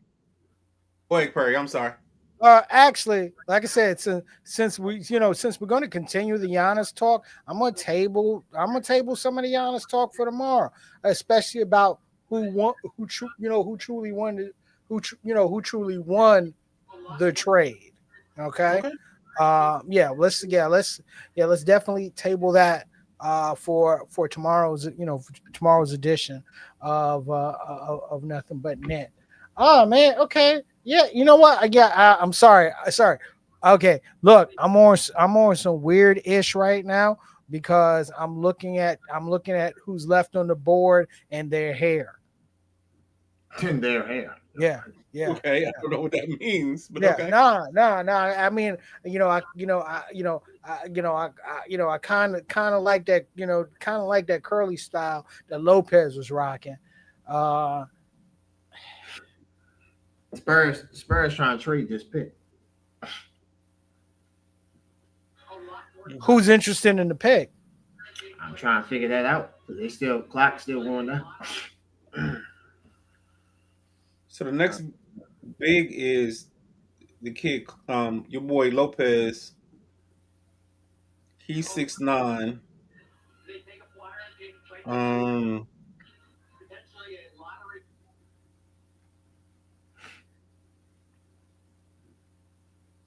Come on, freaking bastards! Excuse my language. So Chris Sinak is 6'11", 240. Maybe a team looking for a big. You know what? Spurs have made their selection. Okay. You want me to just say the pick, or you want me to just wait? Let's wait for the commish. Okay, I got you. I'll wait. Oh man, let me go back down and look at this brother. Where are you, man? One of this is Chris Sinek or the Kentucky kid. Get them some beef in the middle. Sorry, Josh. I know you know. Yeah, I'm kind of leaning towards Lopez. Yeah, I know. Yeah, I'm just waiting for the commission. Let me know when he come up there. Appreciate you holding out that you know and what you know. Huh? So I appreciate you knowing the information and not just like spitting it out and be like, "Oh, we getting here." Yeah, no, I don't want to do that. I listen to the rules. The trade. That's why I was hoping it was trades because I could break them. But the Yeah, drafting yeah. of the players, I'll let that be. So we gotta get past Tim Legler and company talking. I like Tim Legler on the draft coverage. That's good for him. I like Tim Legler as a commentator. Yeah, exactly. Yeah, I love Legs as a commentator.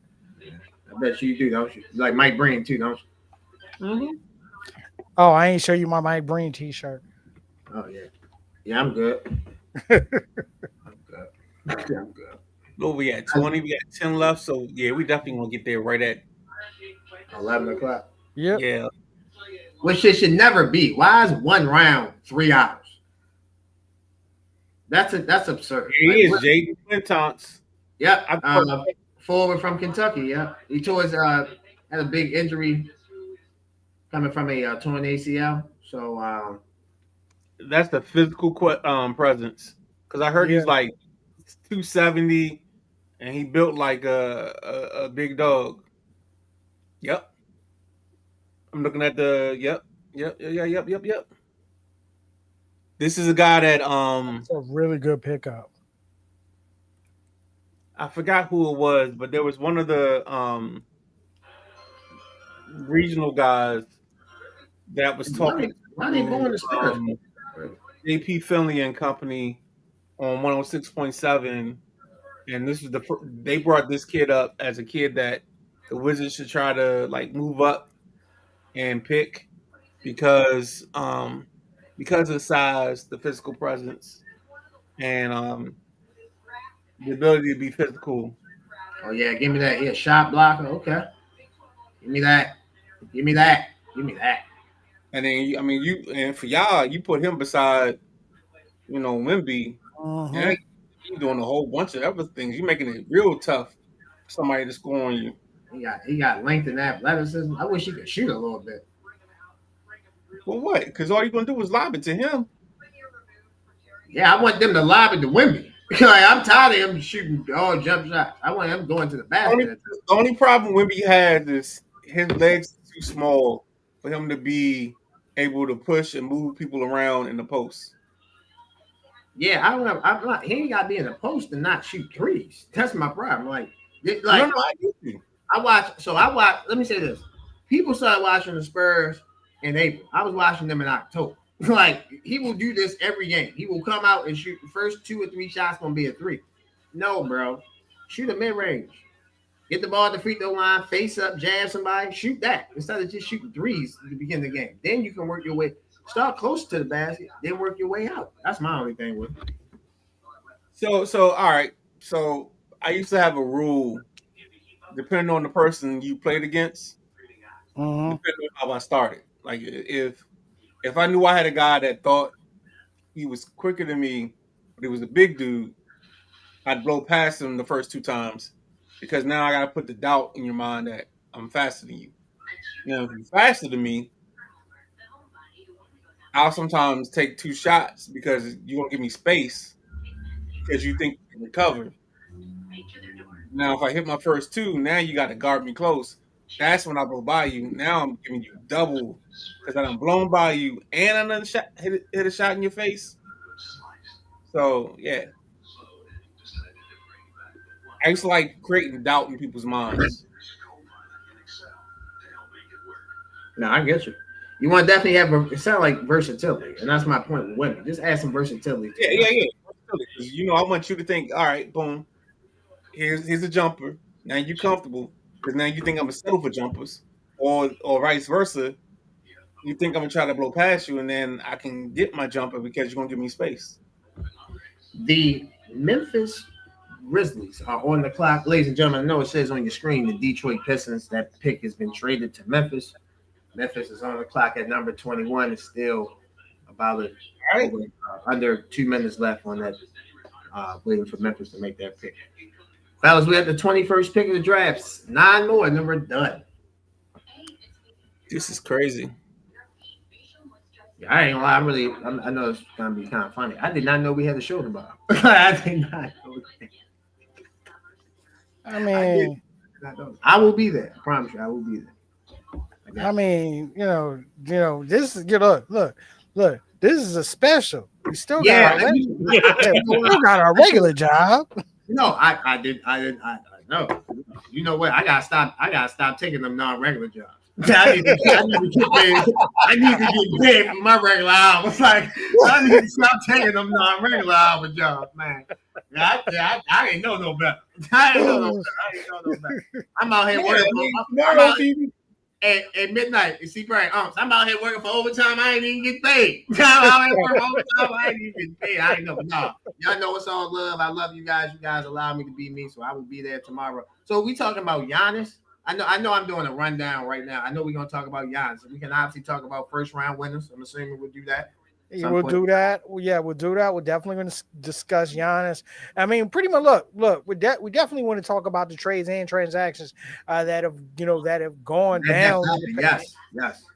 Can I talk about that salary dump in Minnesota? Because that was crazy. Yeah, definitely. Yeah. Man, I might need my own screen for that. Because that. I'm gonna just say this. I'll just leave it at this, and I'll elaborate tomorrow.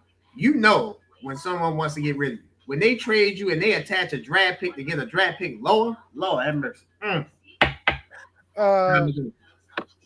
Look. The only thing I'm gonna say about that trade for right now until tomorrow is I bet you Kendra happy to be back in New York. Oh yeah.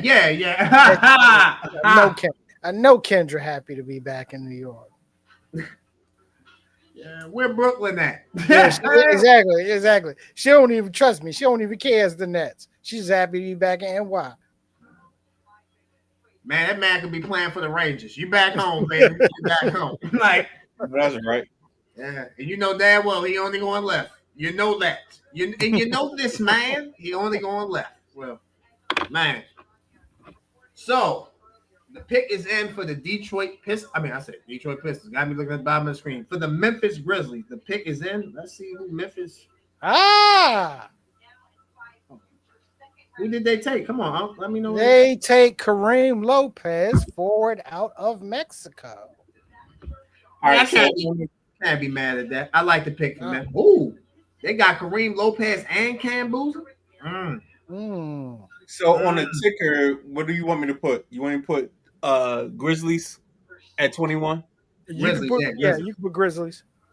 Yeah, we not the NBA. We not gonna lie to y'all. Like, we not gonna make you put on a hat, and you know damn well you ain't gonna have that hat on. Like, they made Nate Amin put the damn Miami Heat hat on, knowing damn well he going to Milwaukee. And we're not going to do the parentheses proposal trade too. Nah. Yeah. Reported trade, proposed trade. Man, come on, man. Y'all know what's up. Where is he? Ford, Mexico. All right. Oh, shit. Kareem Lopez. He went number 21, man. That ain't bad, man. Listen, y'all can watch his highlights, man. He can hoop. 19 go. Man. He's the first Mexican-born player drafted in the NBA. And I mean, not playing the NBA. First Mexican-born player drafted in the first round in the NBA. Text President Trump. He didn't do a good job building that wall. I'm sorry. I apologize. I ain't mean to say that. I just Yeah, I know y'all heard of Nick at night. This Josh at night. I just started saying anything. I apologize. I thought Mexico was going to pay for it. I guess they paid for it by sending Kareem Lopez right over to us, man. Yeah, he a hell of a player. 6'10". 6'10". Can do it all. 6'10". No, he's 6'7". I'm sorry. I don't know why he looks 6'10". Either he's 6'10" or goddamn Adam Silver. He's 6'10" too. 6'8.5". Okay, 6'8.5", 222 pounds. Man, oh my God, oh my God, why the Spurs ain't take him?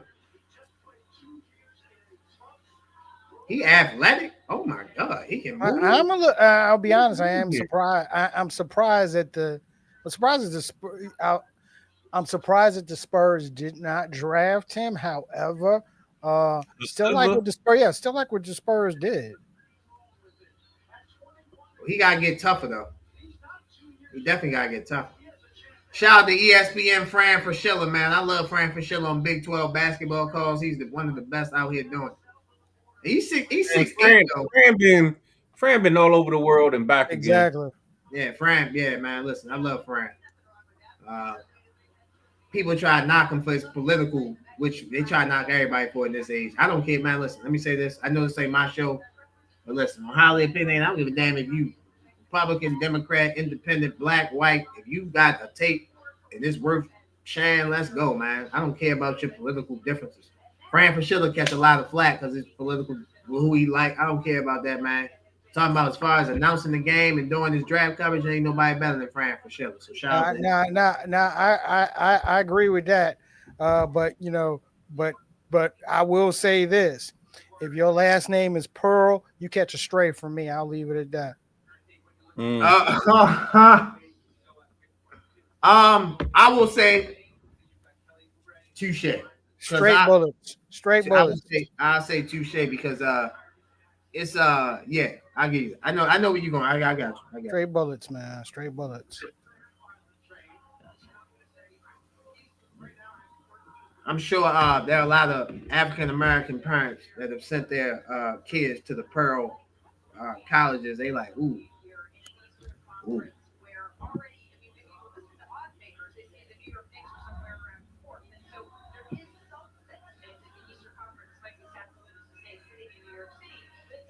Damn, Philadelphia got the 22nd pick. Yep.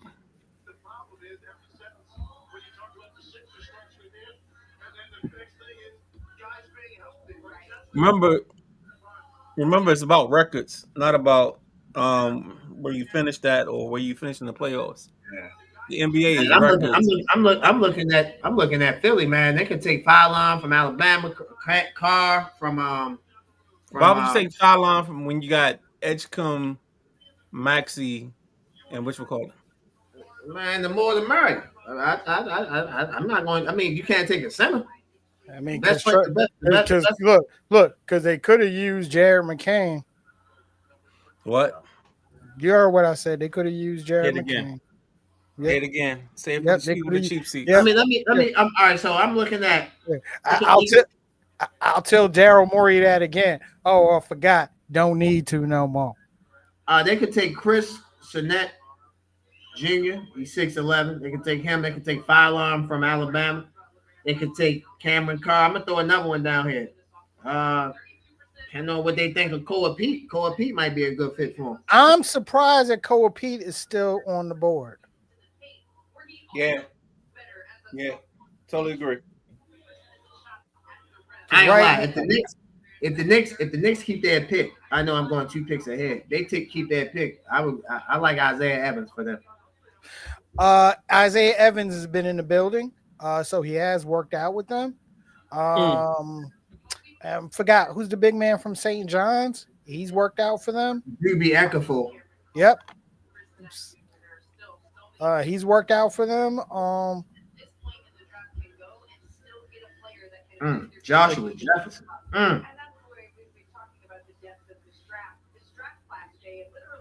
But yeah, I'll say this, if a Pete is still on the board, I would love for the Knicks to pick him up if he's still on the board. I know we're not going to do this tomorrow because we'll be doing the show doing it. Maybe I'll say something if it happens. In the second round, I'm looking at a sleeper. I like Braden Smith, the point guard from Purdue. Yep. The assist record. So what time do they start tomorrow on the second round? 8 o'clock. 8 o'clock. All right, so let's do our closing segment as sleepers. Nephew, you called it. Philadelphia 76ers select LeBaron Fallon Jr., guard out of Alabama. Once again, more the merrier. Yeah, you can never go wrong with that. I'm not surprised that Philly went with that. What they need, they can't get. which is Joel Embiid to be healthy. Yeah. For either Joel to be healthier or for Paul George to be 26, 24 again. Yeah, before he got hurt with the Pacers. Yeah. In USA. They need that Paul George.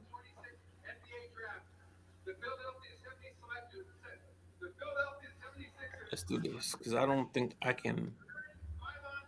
I think I used up the characters in the other. Adam Silver couldn't even say it right. Hold on. Who we on, Philadelphia 22? Huh? We on 22, right? We on 22 now. That's I can't pronounce this. LeBaron. LeBaron. LeBaron. I don't know why I can't spell LeBaron. Say LeBaron. LeBaron Bylon Jr., guard from Alabama. Listen, Alabama played Arkansas. They had the best college. I know it wasn't a national championship. That game was like 115 to 113. Yes. Up and down Yep. all game. That was the best, in my opinion. That was the best college basketball game played from start to finish this season. Yes. I saw Duke play Michigan. That was a hell of a game. You know, obviously talk about Duke, Carolina. You talk about Michigan State. That was a good game. That Alabama Arkansas game. That was something. That was special. And we know one thing about both John Calipari and Nate Oates. They ain't never seen enough offense. It is very true. That's why they lose, because they can't play defense. That's enough subject for another day. You gotta. He can shoot the ball, athletic. He can do everything. He averaged 22, shot 50. Man, that man shot 50% from the field. God damn. Excellent pick and roll player. Yeah, I think I used up all the characters in the which one? So we got to start off at 20. That's fine. So, man, athletic, played in probably the second or third best conference in the country in the SEC. Whether you put the SEC second or third behind the Big Ten. So, man, I like this move for Philly, but Philly is all about staying healthy. The Atlanta Hawks are back on the clock. Man, the Hawks got 2 first-round picks. Damn. Oh, we got a move that we don't know about. No, this their original pick. Okay.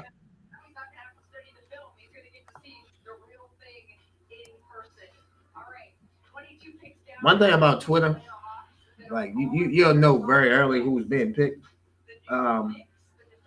Some of these words, how they announce this is hilarious.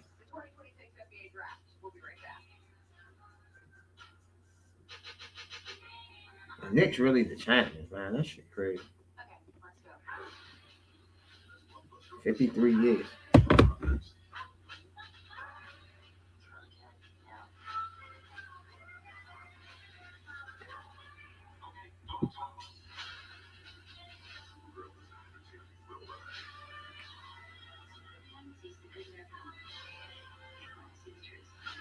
Hey, you muted yourself. We couldn't hear you. Go ahead, Unc. Yeah, it's funny. Now this is just what my fan hat on, okay? What my New York Knicks fan hat on. When the draft, it's like draft night, and I can almost honestly feel what draft. You know what I mean? Yeah, no, listen, man. It sucked that they had to beat my team, but I'm glad. It's good that the Knicks won the championship. Speaking of teams winning championships, players making moves. So newly acquired Miami Heat forward Giannis Antetokounmpo is currently in Las Vegas. He is at the New York Liberty Las Vegas Aces game that's currently on USA. The score is 28-23. The Liberty is up. Giannis is in the stands as the 2026 NBA draft is. Giannis is in Vegas while the 2026 NBA draft is taking place in New York City. And correct me if I'm wrong, that's a regular game tonight and not the Commissioner's Cup Finals, right? That's a regular game, yeah. Yeah.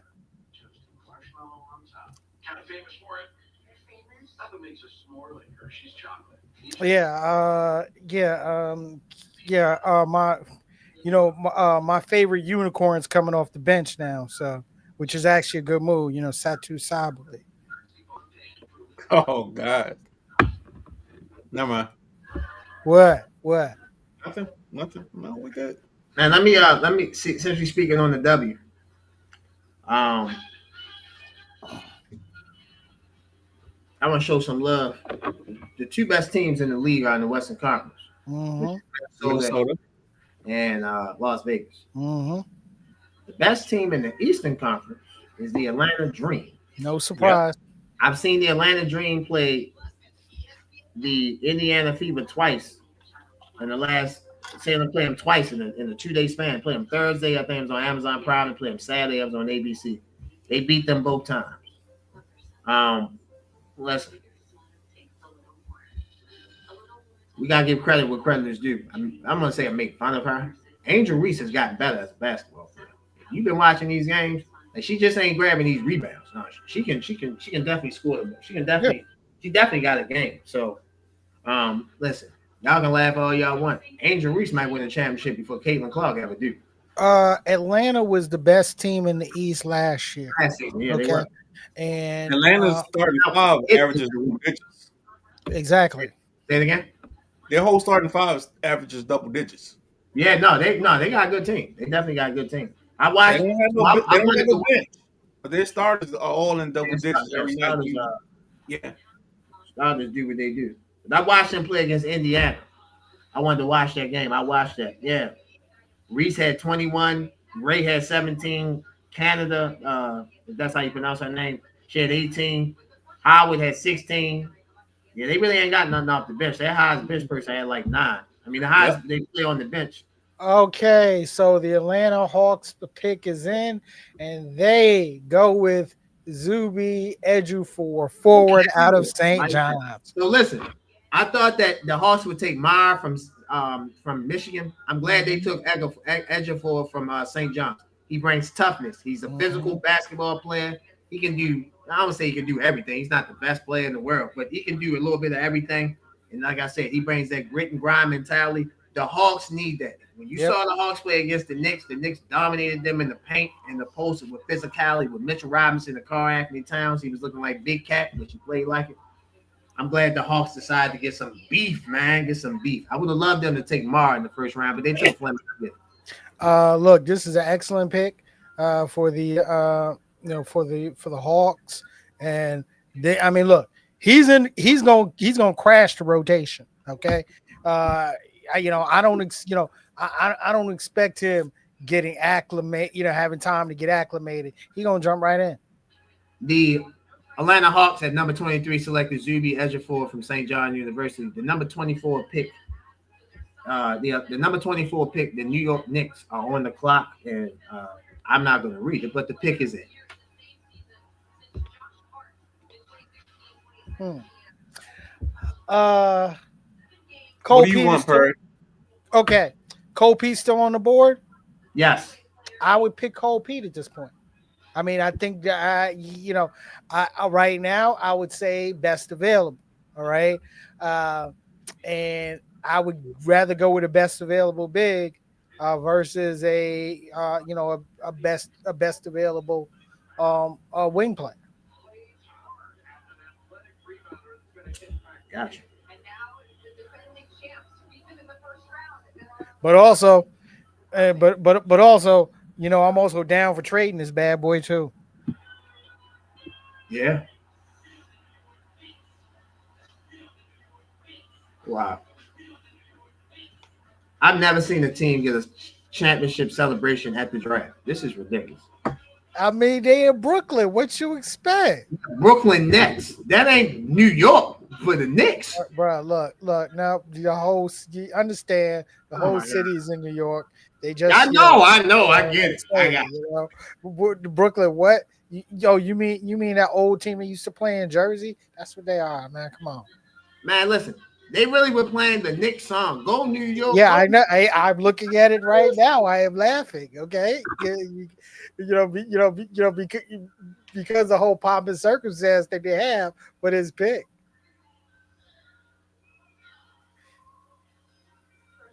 So I got a note that says the Lakers and the Knicks are swapping the pick for 24 and 25. Let me check this. See if that actually happened. That is happening. Okay.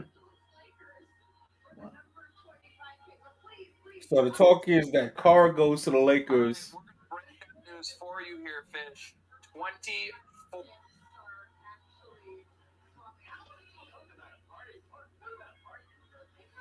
So we'll see if that happens, but that's the talk. Is that Sinek? I guess his name is Sinek Carr.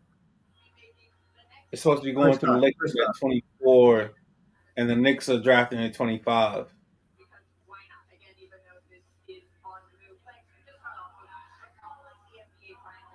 Coming down the stretch run, baby. Man, my man Kenny Smith doing the draft tonight.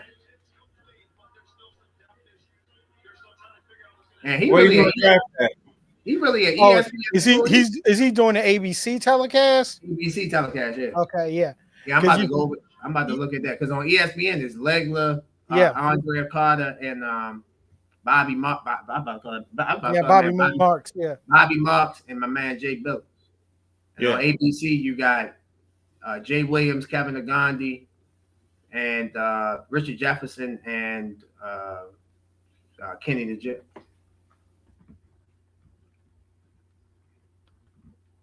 I ain't gonna lie, I've never done a show for the totality of the show. That's crazy. You mean totality of the draft? Totality of the draft. Yeah, I said totality of the show. I hopefully I do that. I do a show every week. Hopefully I'm not just hopefully I'm not just dipping out with y'all in the middle of the second. But no, I've never done a whole draft. This is crazy. Well, not crazy, but yeah, I mean the the network does one for the NFL draft, and right. So we figured, now that we are the staple NBA show on the network, hey, it's time to get that same love to the draft. Trust me. Yeah, we definitely got to. Nah, this is crazy because I mean, the funny thing is the NFL is like 10 minutes, and they're I don't remember us trucking to 12 p.m. for the NFL draft, and the NBA is 5 minutes. Somehow they're close to what the NFL does with a 10-minute clock or 8-minute clock. All right, so it looks like Cameron Carr, from the guard out of Baylor, is the pick. So I'm gonna change the name to the Lakers because that's the trade that I heard. That's going to the Lakers, correct? Right.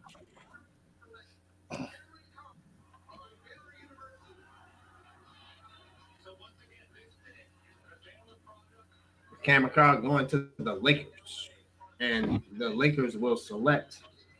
I don't want to spoil that. We know who the Knicks are going to take. That's why they traded out this pick. They could have just drafted them at 24.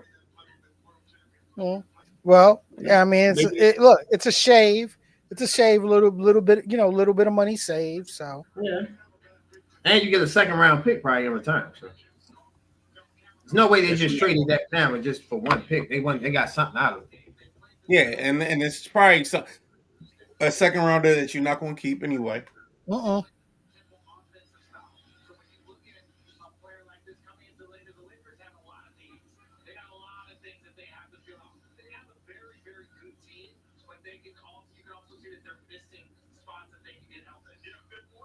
The Hawks wanted to trade the 23rd pick, but they decided to take Zuby Ejiofor, so they didn't get the offer that they wanted.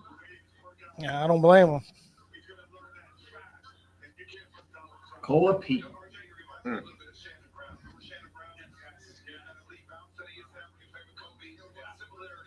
Dang, the funny part is, in probably 2 years, when we get to this point, there's going to be a lot of dudes that are juniors and seniors that's going to get drafted because the sophomores ain't going to leave early, the juniors ain't going to leave early because the money's better to stay in the NBA. I mean, stay in NCAA than to go to the NBA. Same thing with some of these quarterbacks. I Man. mean, think about Sorsby. Sorsby's probably wishing he didn't have the whole situation because he'd be back at Texas Tech getting his 13 million. He can't get his whole 13 million, but he got whatever he got early. Yeah, So and now, now and now he's no supplemental draft for him. right.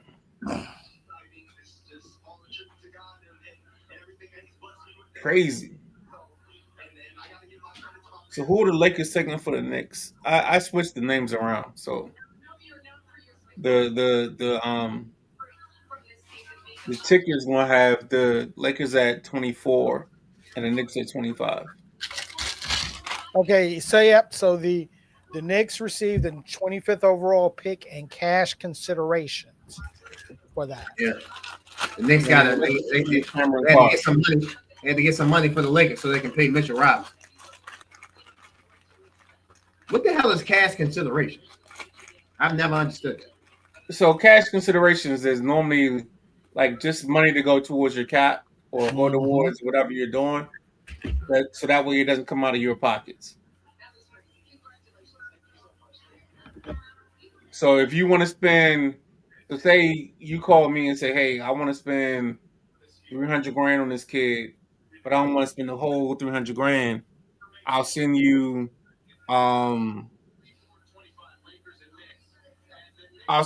my the fourth guy off my bench and cash considerations, and those cash considerations will cover the signing of that player. That's how it goes. Like it's basically you're moving money without moving when you're moving money to make things work. That's it.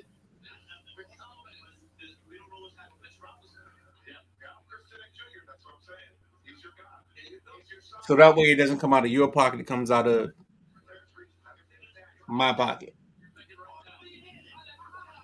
So the Knicks pick is not him. I think the Knicks should take that guy from Houston, Chris Sinnett Jr. They need to take him. He can replace Mitchell Robinson. How tall is he? 6'10". Oh, we had Chris Sinnett already taken. No, he's still available. Still available. Okay. Isn't there a Sinnett kid? I thought it was a guard from Iowa.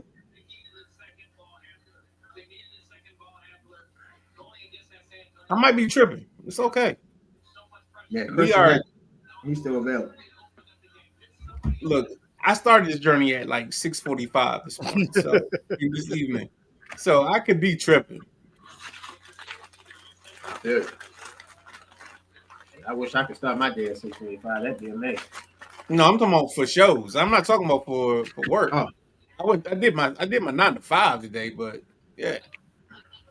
6:45. You've been doing a show since 6:45 this morning or 6:45 this afternoon? This afternoon. Oh, I'm about to. I did. Lee Ice's show. I think. That's right. Yeah. I started at 7. I started at 7 on Lee Ice's show. Yeah. By the way, let's give that show a shameless plug. Shout out to Unapologetic Sports, the Fly Guy. Shout out to Lee Ice, man. They do a great job. Shout out to every show on this network. We got Drive Time on Mondays at 5 p.m. with Matty Ice. We got Unapologetics. Oh, I'm sorry, you got the Coaching Show, following that. On Monday with Coach Powell. I love Coach Powell, man. One of the coolest dudes I ever met on this network. I appreciate him. I didn't know him until I met him on here, man. He dope as I don't know what. Then you got obviously that's Pretenders and Contenders. Then on Tuesday you got Unapologetic Sports. You got the Tuesday Night Flight. Then Wednesday, obviously we take over. Nothing but net. Whoa. Man, listen, I'm not gonna name every show on the network, bro. Come on, man. Nah. If you're doing shameless plugs, we gotta do the whole plugs. So at 7:45, you got the Tuesday Night Flight. I'm sorry. Tuesday Night Flight. I'm sorry. Tuesday Night Flight after Unapologetic Sports. I can't forget the big guy KG. I can't forget my uncle at the bottom of the screen. That's my bad. I apologize for that. I love that show. I'm waiting to ever get on that show. That's one of the shows I've never been on. It's great. Yeah, I know. I'm looking forward to it. Then Wednesday, you got Nothing But Net, the great C. Perry, the great Midnight Rider. Let me just say this. I don't want to speak for John, but I will. Me and John obviously talk. regular basis. We appreciate you guys bringing us in, man. Like y'all really didn't have to, so y'all brought us in, and we feel like it's our obligation on our end to come in and bring our puck. You feel me? So you see me here, I'm here for the whole draft. So my guy came in and gave us half the draft. We in for the whole draft. So we love you guys. So the pick is in. Chris Sinek, am I right? And the pick is probably about to jump out the chair.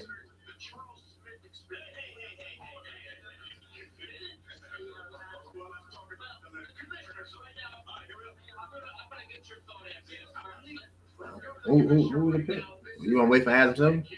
I'm waiting for Adam Silver.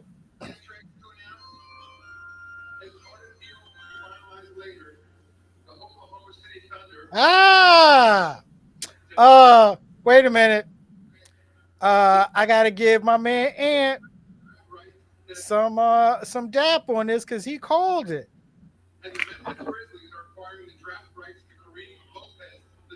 Sergio Delara from Spain, a guard out of Spain, 6'6", and played at Barcelona. And that is the draft. That is the pick of the New York Knicks. Oh, Jesus Christ! Are you serious? Yeah.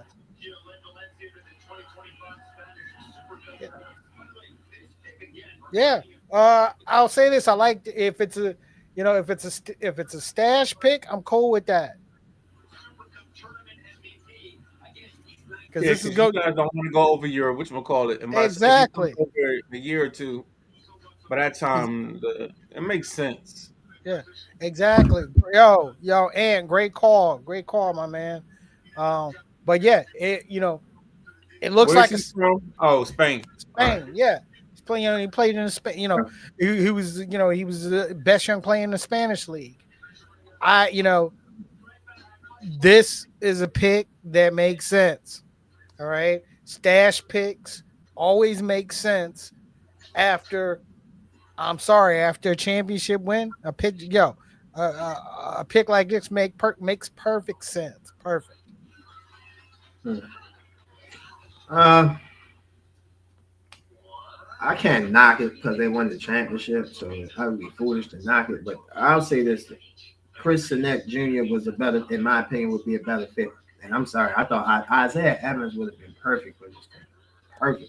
Because you got the wing defenders in OG, Mikal, and he could just come in. He could be that Jordan Clarkson, that Miles McBride off the bench. I'm going to say he's better than them because he's not in the NBA yet. But I think Isaiah Evans definitely can give you give you great play.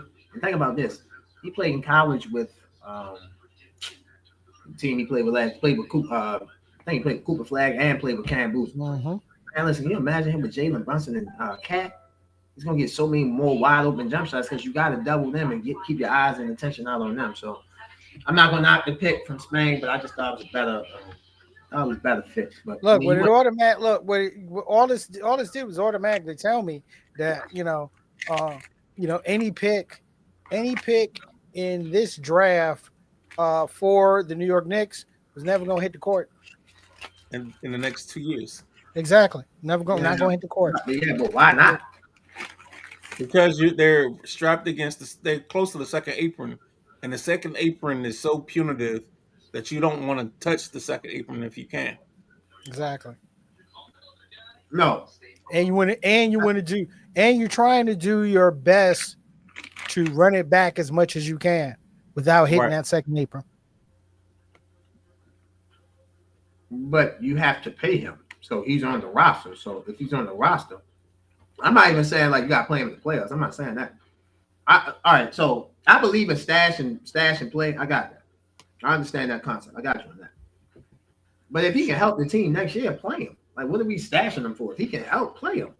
That's what the Celtics did with Hugo Gonzalez. They played him a little bit. They didn't play the whole season, but they played him. I think the experience in the NBA can help that kid better than him just playing in the G League or him just stashing him over there in Spain. That's just me. But if he can play, that's my point. Yeah, he's playing in one. He's excelling in one of the top leagues in Europe. Let him continue to excel. Okay. And then Then when it's time to either A, bring him over, or B, use him as an asset for a future move, then do so. Right. That's the other thing you got to look at. Just one thing, another thing you got to look at with with a lot of with a lot of European draft picks. You know, these are also good assets to move when the time is right. Let me read this. So, Sergio Delori, Mm-hmm. who said to have gone the interest from the Knicks, he went number 25. Cool. Remains to be seen if this will be a draft and stash, which Deloria and his CAA representatives are open to depending on situation per sources. Oh, wait a minute. Wait, who's he represented by? CAA? Yeah. And who are most of the Knicks represented by? CAA. And who started CAA? Leon Rose. Stash pick. He gonna do whatever.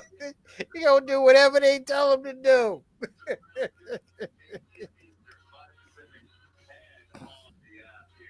All right, we got 3 picks left, and 3 picks. 3 picks. Down to the nitty gritty, man. Actually, 4. Everybody No. that stuck with us on X, thank you for sticking with us. C. Perry, thank you for jumping in. I know you had to jump in late because of family, situation. Josh, thank you for jumping in. KG, JG, jumping in.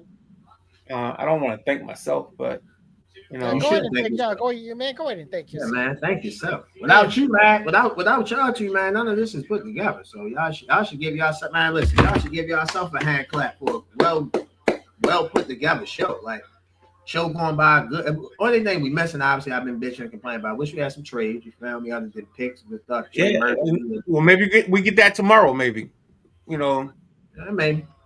Maybe. Probably. So if there will be trades tomorrow, day 2, it will probably be. So I'm trying to think of somebody who can get traded tomorrow. Somebody like good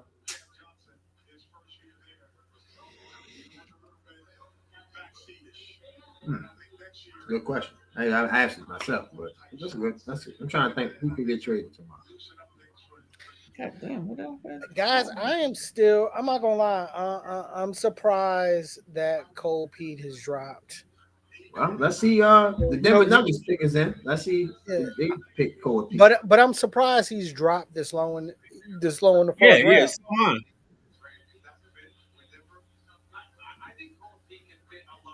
I mean, he was actually somebody that I was expecting. Man, listen, let me say something. If the Broncos, Lord have mercy, if the Denver Nuggets don't take Cole Pete, man, they should. But especially because Aaron Gordon, he reminds me a little bit of Aaron Gordon to an extent. Think about it like this. If they don't take him, you know who should take him? The damn Celtics. Yeah, exactly. And the Denver Nuggets select Tyrus Reed Jr., center out of UConn. We have a trade. The Denver Nuggets are trading the number 26 overall pick to the San Antonio Spurs. What? So the Reed Jr. pick was for the Spurs. That's for the San Antonio Spurs. Oh, yes! Yeah! That big dude! Oh, yeah! That's excellent move. Excellent. Yeah, I love that. 6'9", 264. Yeah. Oh, yeah. Woo. Give me that.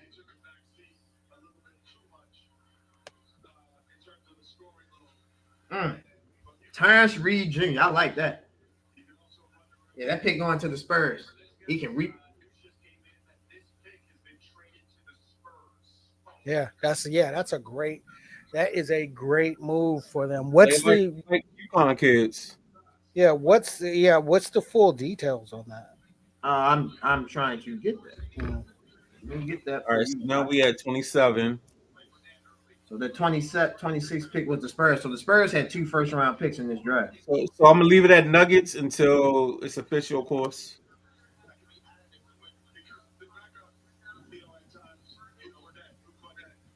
Oh, son of a bitch. Man, listen, I ain't gonna lie. Terrence Reed Jr. He gonna see some time because Luke Cornett Luke Cornett had one play in the playoffs. He blocked Isaiah Hartenstein, and Isaiah Hartenstein really lost the ball. Keep it honest.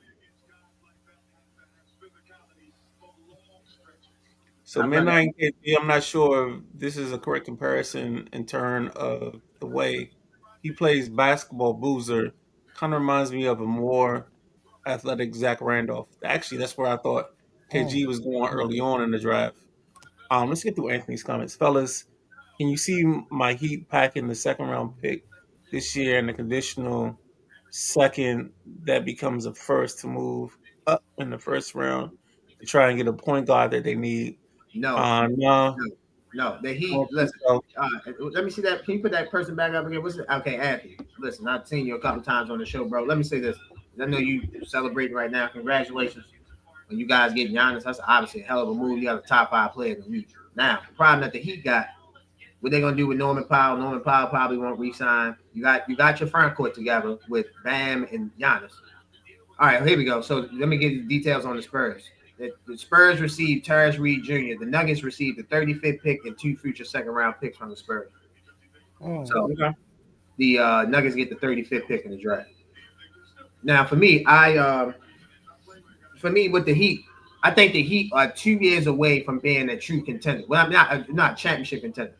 I don't think the roster will be composed enough this one coming up into the 26-27 season for them to compete. They'll make the playoffs because they got talent, of course. I don't think they'll be a championship contender. You'll see that the second year, third year, fourth year of what Giannis has. But this year, no, I wouldn't. I would rock out with the team. I said this earlier.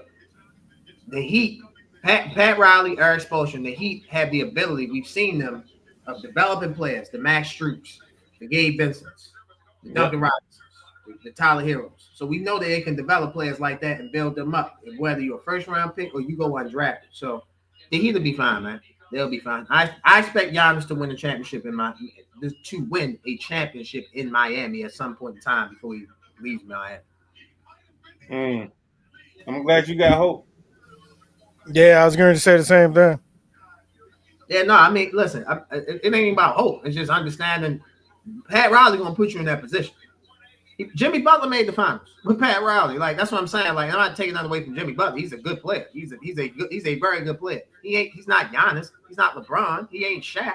You know what I'm saying? So yeah, like I expect at some point in time, I expect the Heat to be a championship contender in the East and win a championship with Giannis. It just won't be the first year because their team will be depleted. You got to build it down, to build it back up. They traded everything to get them.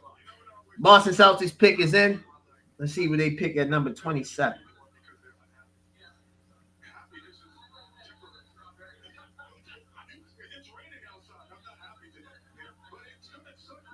I see Chris Sinnock on my screen. The forward from Houston. It's still on the board, yeah. This is the best player available type of situation. So that Spurs trade, just to be official on what it is, the 35th pick in tomorrow's second round. The Spurs still have a couple second round picks tomorrow. They trade the 2031 Sacramento second round pick. So that could be like number 33 in the draft. And then they trade the 2028 Minnesota second round pick to Denver for Terrence Reed Jr. Yo, when you read a NBA draft board and it's like the trade has like 5 different team names after it, that's the crazy part. Yeah, this pick came from this team, from this team there. Okay, so the Celtics. Who they take? Chris Sinnett Jr., forward out of Houston. Love it. Get some size in Boston, man.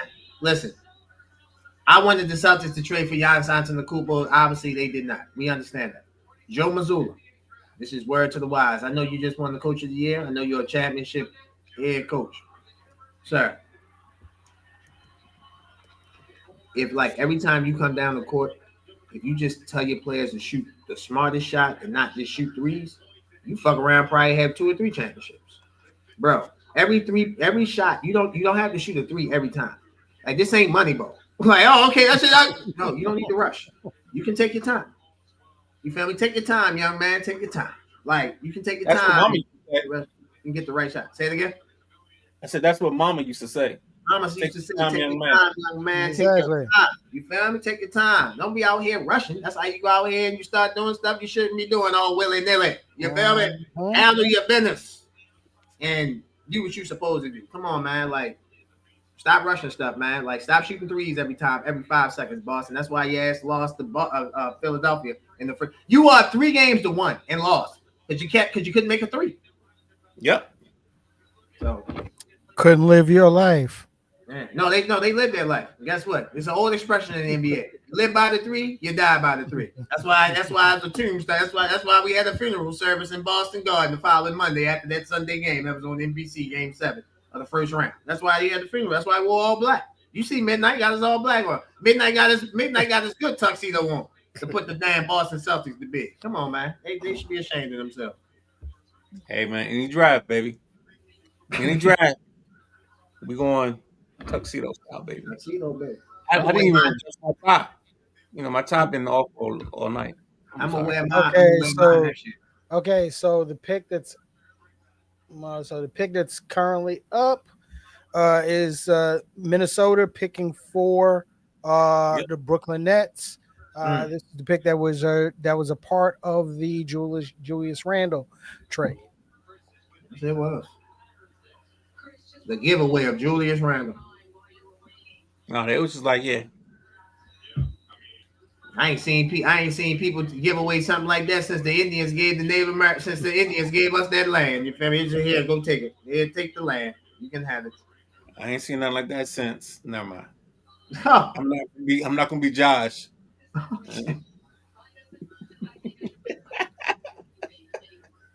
All I'm gonna say is my statement involved lot lizards and a Friday night. I feel you.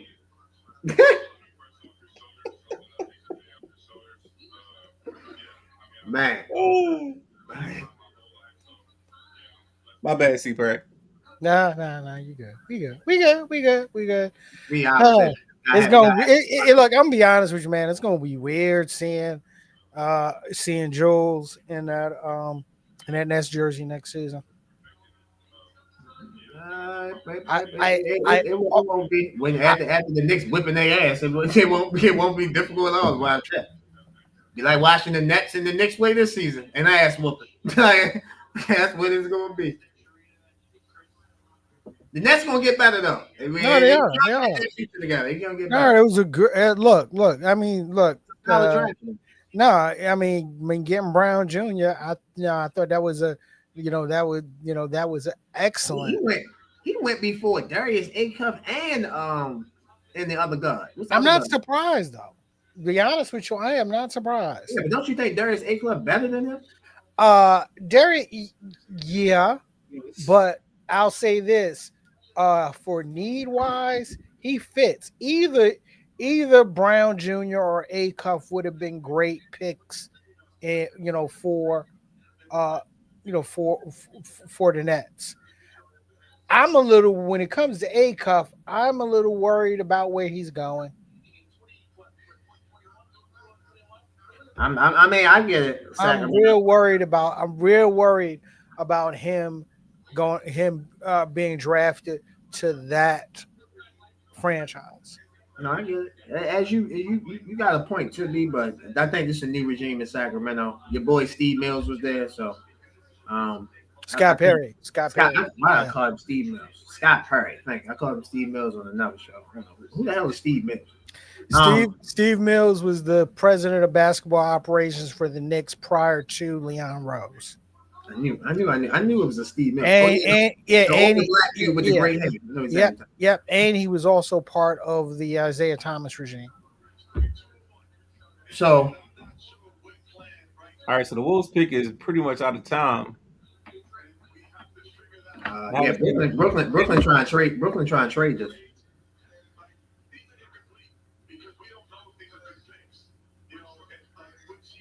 So the New Orleans Pelicans have engaged in a discussion to acquire a pick in a 2026 draft. So New Orleans. The Pels. Correct me if I'm wrong. The Pels don't have. The Pels didn't have a first round pick. They traded their pick last year to get. Derek Queen. Yeah.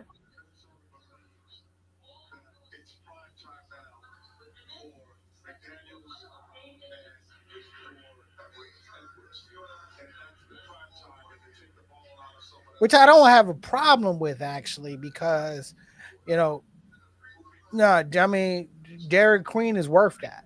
He would have been a top. No, I agree. We still looking. The problem with Derek Queen in New Orleans is New Orleans just doesn't have any kind of semblance of what they're doing next. Yeah, they don't have no structure, so you never know what's going to happen next. I'll say this: I'm hoping Joe Dumars can now help provide that structure, and I'm hoping this doesn't turn into another job that Jamal Mosley is going to have for 3 years and then get walked out. Right. It's so funny during the draft. You read all these reports of teams trying to do this and do that. It's kind of funny. And then they don't do anything. And nothing happens. So the pick is in. Pick is in. Yeah, pick is in, but it's you just waiting. Joshua Jefferson, forward out of Iowa State. For the Brooklyn Nets, I like that. Yep, for the Brooklyn Nets. I ain't like you scared me when you said Josh. I'm like, oh my God, I'm being called to the principal's office. You'll take this one because this comes with a big salary. Oh yeah, shit. I run up the stage. Bad back and all. My knee can fall off. Let me go hang my jersey up. All right, guys, we got 2 more picks to go. 2 more. The Cleveland Cavaliers and the Dallas Mavericks. The Dallas Mavericks, the 30th pick obviously came from the Oklahoma City Thunder. So that was a trade that Oklahoma City had. So Dallas has 2 picks in the draft. While we are waiting here, let's recap the draft. If you guys don't mind, the first pick was AJ DeBasa. He went number 1. No, hold on. I'll give you the ticker. So let's go. I bet, yeah. AJ DeBasa, number 1. Darren Peterson, number 2. Cam Boozer, number 3 to the Memphis Grizzlies. Caleb Wilson went number 4 to the Chicago Bulls. Love that for the Bulls. Mm-hmm. Number 5, the Clippers selected Keaton Wagler, guard from Illinois. Number 6, Markel Brown was selected by the Brooklyn Nets, guard out of Louisville. Number 7, Darius Aycliffe Jr., guard out of Arkansas.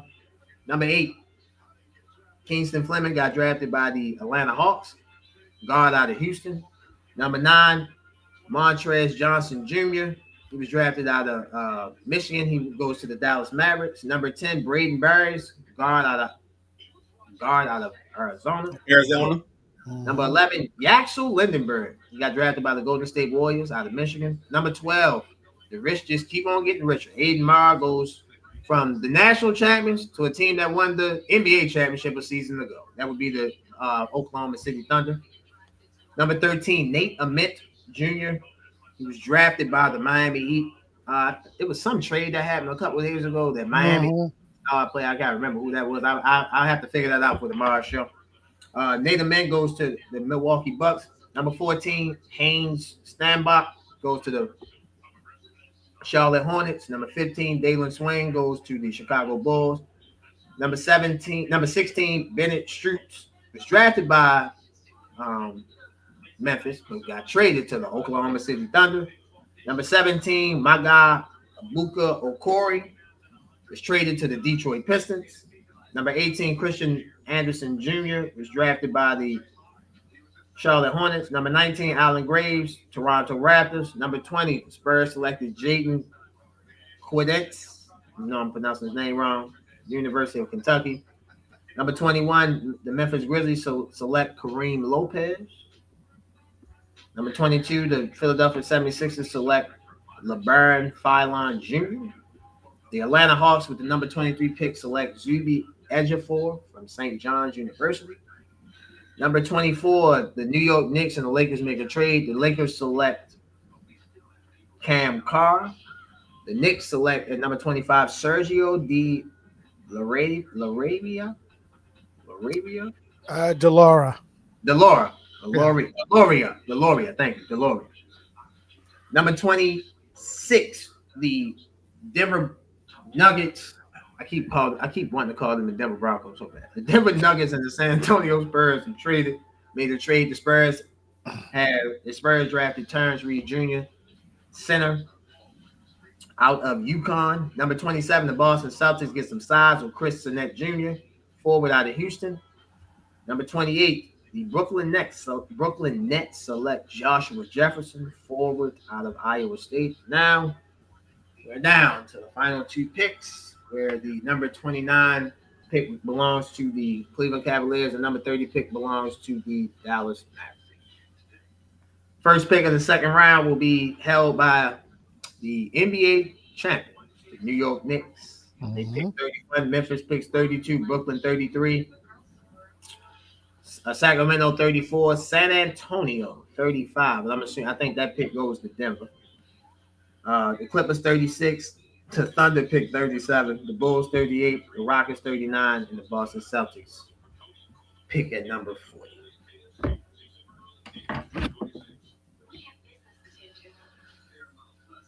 Yeah. Like I said, some of the names that are still available.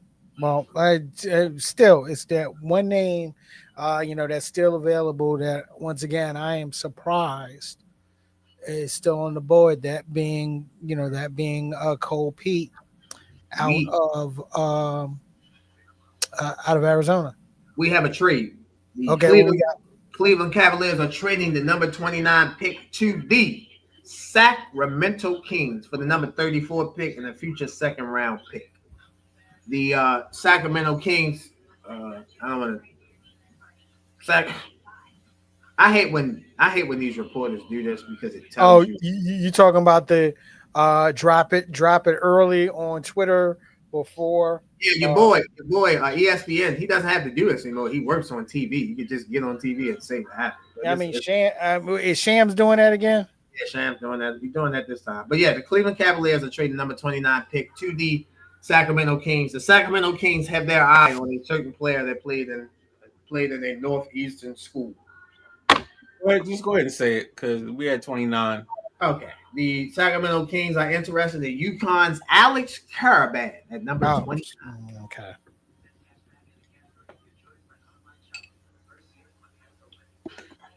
So obviously Sacramento will take Alex Karaban at number 29. So now we're down to the last pick of the first round. That would be the Dallas Mavericks at number 30. Cole Pete going to Dallas. I'm just guessing. I don't know. Man, if Cole Pete gets to the second round, wow. Yo, oh my God. What if he went first in the second round? You a Spurs? Oh, I wish. No, the team that the Spurs lost to in the final. Oh, Knicks. I'm sorry.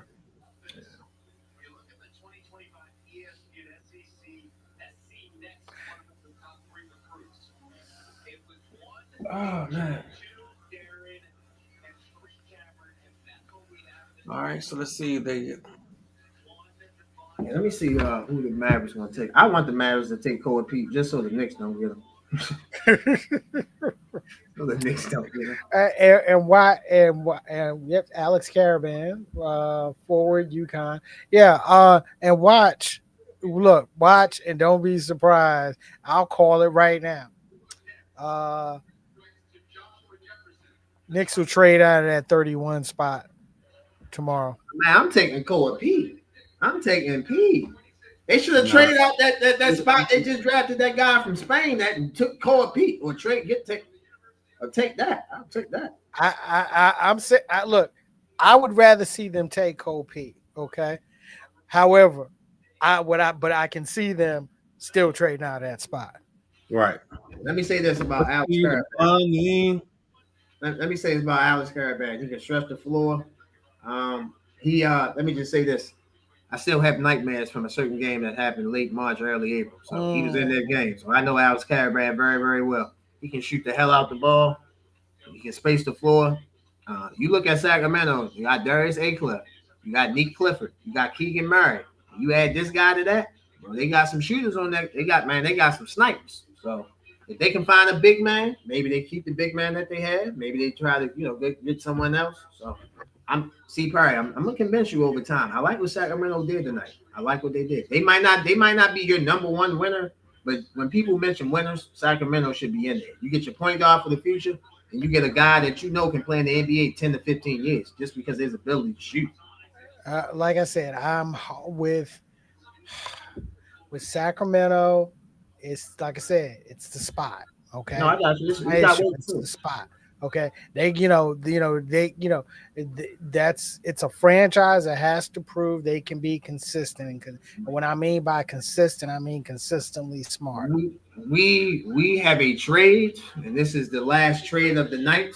And as I did the last time, I'll just read the tweet as it is. The Phoenix Suns are trading with the Dallas Mavericks. The Phoenix Suns have the 30th pick. And with the 30th pick, the Phoenix Suns make a selection that stays very, very close to the state of Arizona because he played at Arizona. I was just getting ready to say His name is if Corp. yeah Corp stays if in the state of Arizona. He goes to the Phoenix Suns. I was going to say if they're trading up into the end of the first round, it better be for Cole Pete. Absolutely. They did that. They did that. I like that. I like that for the Suns. Koatpeat.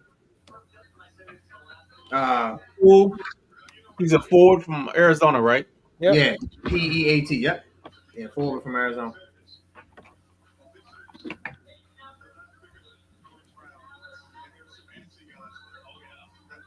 Oh, I think that's an equal sign, but we'll be good. All right. So what I'm gonna do real quick before we get out of here is I'll display at the bottom of the screen the draft results from the first two rounds. I mean the first round, I should say, not the first two. And then at that point, final thoughts, and then we get out of here because I know KG says we don't do no overtime, but it's 11:30. We I did some agree. overtime. Yeah, yep. So I agree. I agree. start out with Beyonce, Peterson, Boozer, Wilson. I know Josh just did this, so I'm not gonna do all of these. Um, just anything that stood out to you tonight. Um, Either a pick or a player going to a certain place. For me, it's A Cuff going to the Kings. I like that setup. Anybody else got something that stood out to them? Yeah, what just happened? The fact that Cole Pete fell this low in the draft, Mm-hmm. and him getting and Phoenix trading back in to pick him up. Anything for you, Josh? So for me, I'm looking at the teams that had multiple picks in the first round. So Sacramento had multiple picks, Dallas had multiple picks, Milwaukee had multiple picks, and Oklahoma City had multiple picks, and Charlotte had multiple picks. The Spurs had multiple picks. I think all the teams that had multiple picks did a pretty good job in the draft. Chicago as well. So I love what the team. I love what the teams that had multiple first round picks did. I'll give a special shout out to the Charlotte Hornets. Love Christian Anderson Jr. God is athletic, super super athletic, can defend, perfect for what they need. And then Haynes Starbuck, he was the lead rebounder in the country. I think that definitely can work for Charlotte. Charlotte, like I said, they're in that unique stage of trying to get better. They have offensive talent. Mhm. Offensive talent really, they really ain't. They're really not. They're really not fond of defense. These two guys can come in and help defense and rebounding. You guys know this. You can't win if you don't grab rebounds. Exactly. What you thoughts for you, C Perry? Yeah, I already gave it. Oh, Oh, Cole Yeah, Pete. Yeah, yeah, Cole Pete. Cole Yeah, Pete. Like I Cole said, Pete. Yeah. still surprised he fell this low. I mean, he was someone that, to be honest with you, I'm surprised that that the Thunder didn't have their eyes on getting. You know what I mean? But Phoenix, staying within the state, that's a good look for him. It's a good look for him, and and with the way Coach Odd has that team playing, he's gonna fit in, and he gonna make some noise there his rookie year. all right. So shout outs to Anthony. Unfortunately, I apologize, Jay Drek. We didn't get to you. Bossman B, Lee Ice, um, Flying Brian for commenting. For those that watched on X, we appreciate you for watching us. C Perry, take us home. Yeah, man. Look, let's get out of here, ladies and gentlemen. We will be back tomorrow, regular time, 7:30 Eastern Standard Time, right here on YouTube, Facebook Live, and X. And don't forget the audio version of this right here podcast will be dropping tomorrow. For my nephew Josh Walker, for my partner, the Midnight Rider at C. Perry II. Thank you for joining us on the NBA Draft Takeover. Midnight Rider, take us out, bro. All right. With that being said, as we always end these shows, shots up, swish.